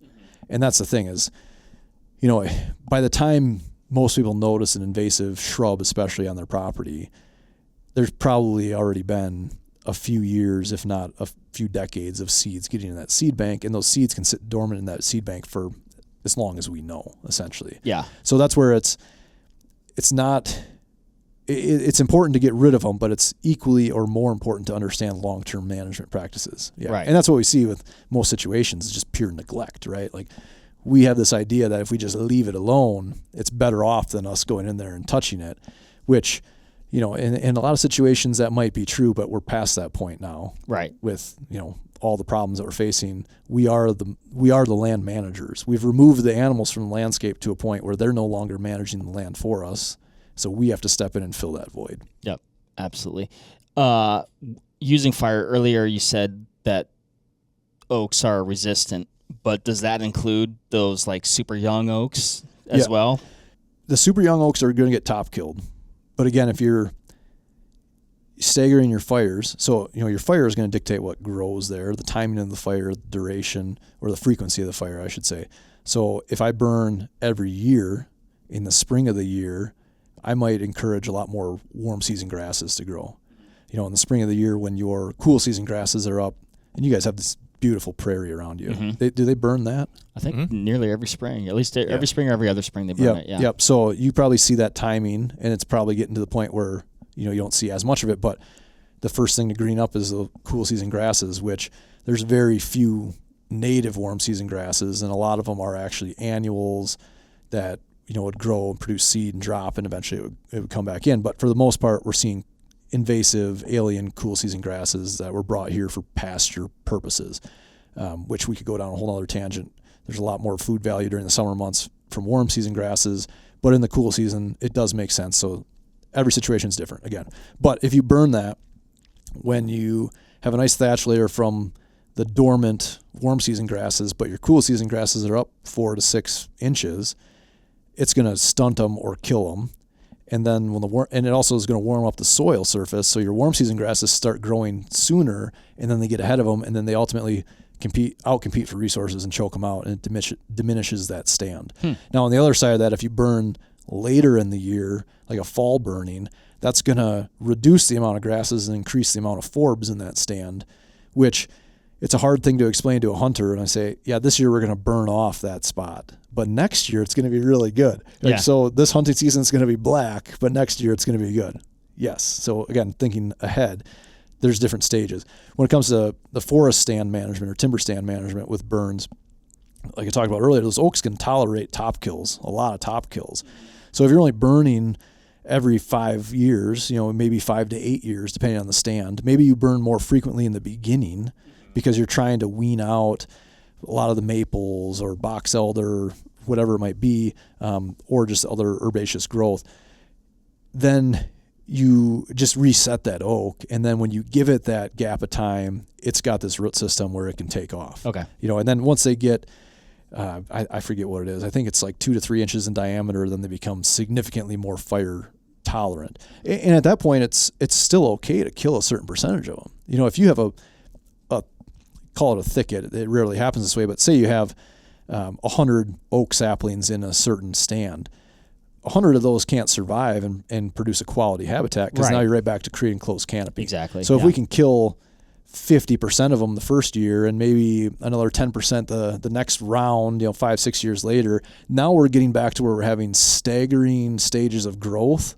And now we're looking at, okay, now we've got a healthy forest stand versus really old trees that when they're gone, or really young trees. Early succession is very beneficial and productive, but that's one of the problems with this concept of whitetail land management, is trying to keep your forest stand in this perpetual state of early succession. There's going to come problems at some point. Now, doing just small pockets here and there is a lot better than trying to tornado your whole property every 5 years. So again, every situation's different, and also how does it fit into the landscape? Bring that full circle to communicating with your land or your neighbors and your land. If you log your property this year and you talk to your neighbor and be like, maybe you should think about logging your property. Don't do it right now. Wait a couple of years. Let's keep cycles of regeneration. If you're fortunate to have a big property where you can stagger cuts, or really, it doesn't take a giant property. It's more so hard to find a logger that's not going to show up and want to cut the whole property at one time. But that's also where communicating with neighbors comes in. Like if say you log 25% of the harvestable timber on your property this year, and then that logger, it doesn't have to pay to truck his equipment. He can go right across the fence to the neighbors and harvest 25% of theirs and go down the road and stagger it. And then, a couple years later, he comes back, does another 25%. Now you're creating a system that's sustainable. And by the time he works his way all the way back around, 15 to 30 years later, he's coming back to stand one and either taking the trees that were left as seed trees or younger trees that are now mature, resetting that. That's where you're looking out that grand plan, right? That longer timeline. Well, and you're taking, a much bigger swath of land and improving it congruently. Correct. And that's one of the things I'll mention to clients. That rock plot's a perfect example of this. I'll always say to them, you have a situation where you can make a dramatic positive impact. And again, that's a lot of it's just communication, because some guys might look at what you're doing and be like, oh, that guy, or, who's this rich guy from the city that bought this land out here? The more you talk to them, the more they realize you're a human too, and you probably have similar goals. But you have, as a landowner in general, you have the ability to make a positive impact. The size of that might vary, not necessarily by the size of your property, but more so that communication element. And with that impact comes that rippling effect. So this particular client, he called me one day. We started a logging project, and he's like, I'm getting a lot of questions from the neighbors. I was like, why don't you just see if you can get as many of them in the same room at the same time, and I'll just show up and we'll have a conversation. Oh, cool. And he called me back about a week later, and he's like, how about this place at this time? I'm like, that works for me. I got there, and there was like 25 people there. Basically every landowner within 5 miles of that property heard about this and showed up. All holding a pitchfork, actually. Well, it was interesting because you had a variety, much like a healthy forest stand, you had a variety of age classes in there. You had the old, borderline retired farmers. and you had the still in high school kids that they probably only care about hunting and maybe riding a dirt bike around on the property. And this guy's like, oh, what's this guy going to tell me that I don't already know about my property, right? But it all worked out really well. And actually, that whole community communication thing and the holistic approach, when it comes down to like the resource element, sharing resources can be more efficient and across the board. And when I was there planting trees this spring, somehow we had to get 20 yards of mulch up on this hill to mulch these apple trees that we put down. And it just happened that the neighbor across the road was there with a tracked skid steer, and I went over and talked to him, and he recognized me from the meeting, and he's like, yeah, sure, go ahead, use my skid steer. Paid him for it, basically rented it, not like on the books or anything, but it saved us so much time and headache. Yeah. And saved that landowner money. This guy made a little bit of money out of it, and everyone feels good because they're getting something out of the situation.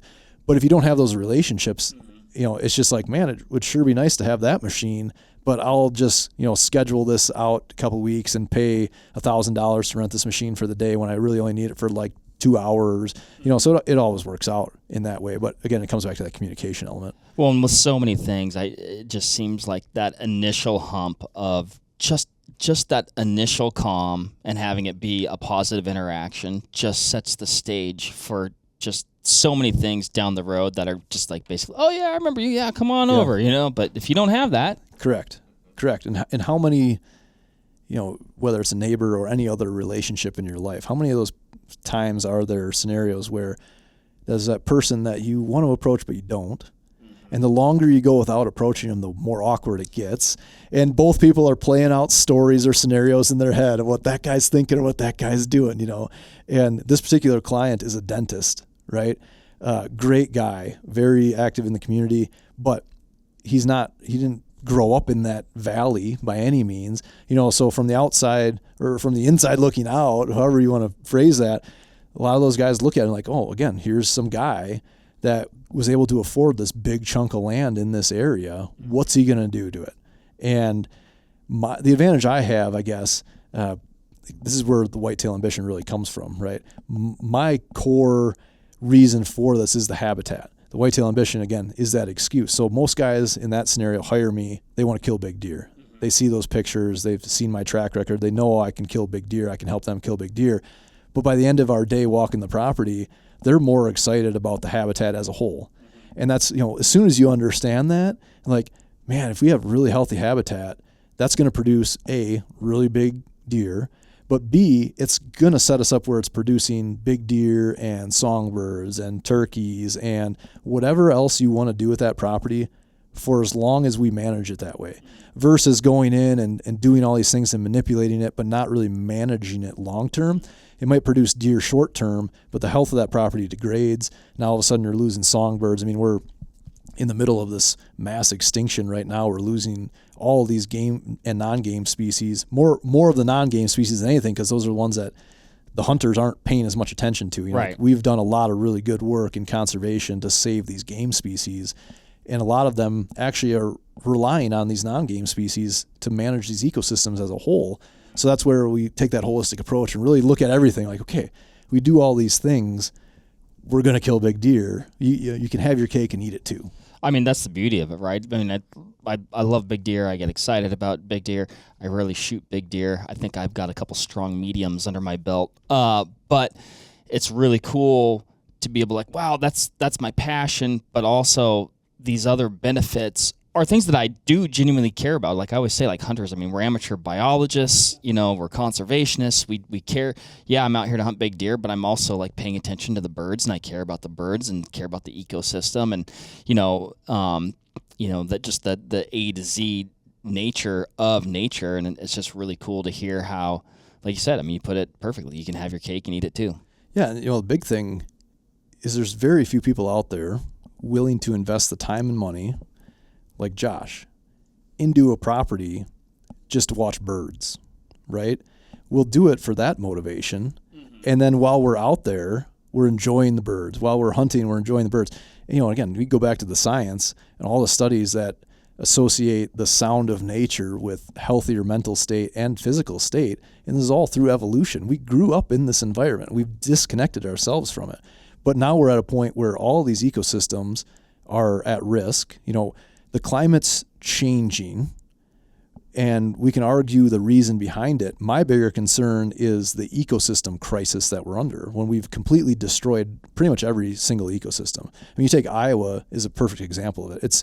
It's the most terraformed place in the world. It's been altered in more ways than any other chunk of ground in the world. Every waterway has been straightened. Every field, for the most part, every swamp is now a field, I should say, has been tiled. Almost all of the timberland is gone. There's very few timber left in there. I think they're down to having less than 0.5% of original prairie remnants left in the state.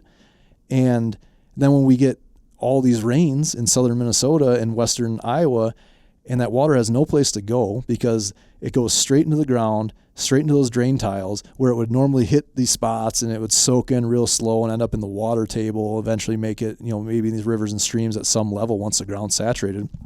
We've altered it so much that water has nowhere to go. So then when you get 6-8 inches of rain every week for a few weeks, then you get a big flush of rain. What happens? We have massive floods and destruction, or massive amounts of erosion, all these problems. Well, at the same time, if you look at how much cropland there is in general, we talk about that soil health and the soil biology. The bulk of the life on this planet resides in the top 2 inches of soil. So when you look at if you want to talk about a carbon crisis, right? Carbon, everyone thinks carbon is this thing that comes out of a gas engine and goes up in the air. We are all carbon. This table is carbon, right?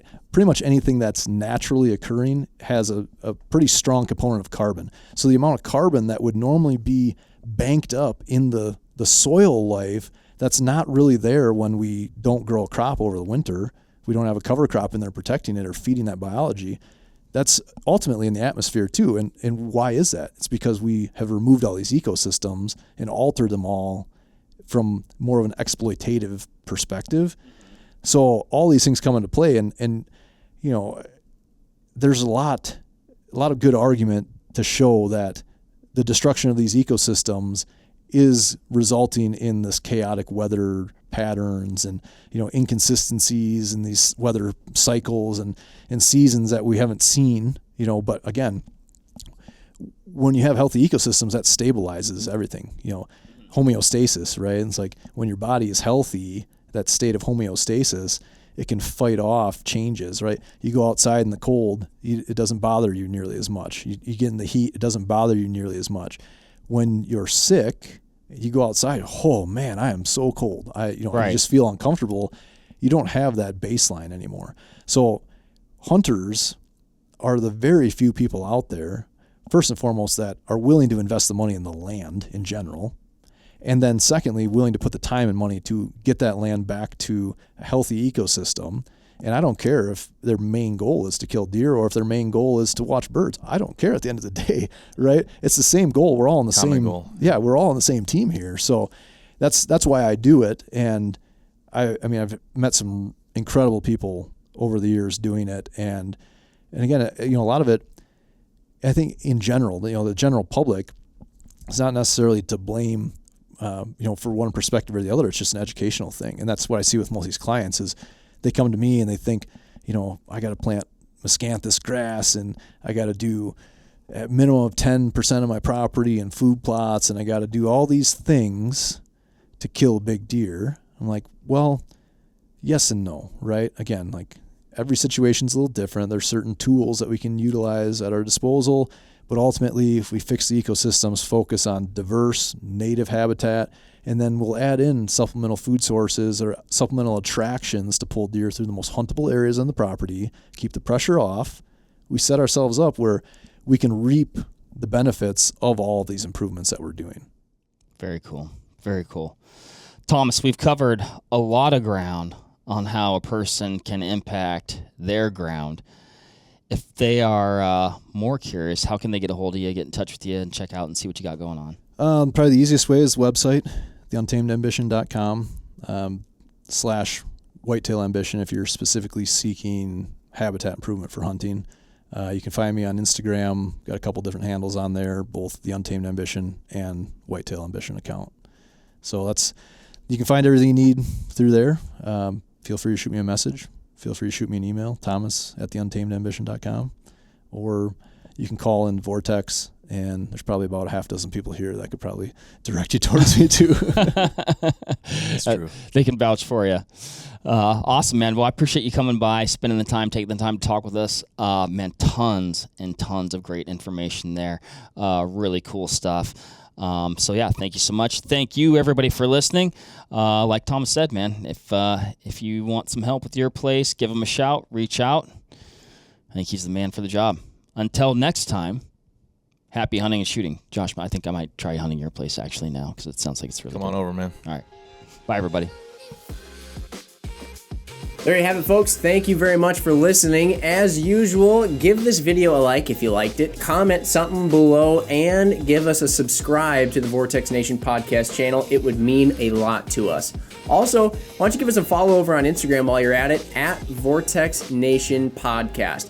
We'd love to hear from you over there, and we'll keep you updated with all kinds of cool photos and videos from our adventures that we do here. Otherwise, we will see you on the next one. Thank you again. Happy hunting and shooting, everybody. Have a good one.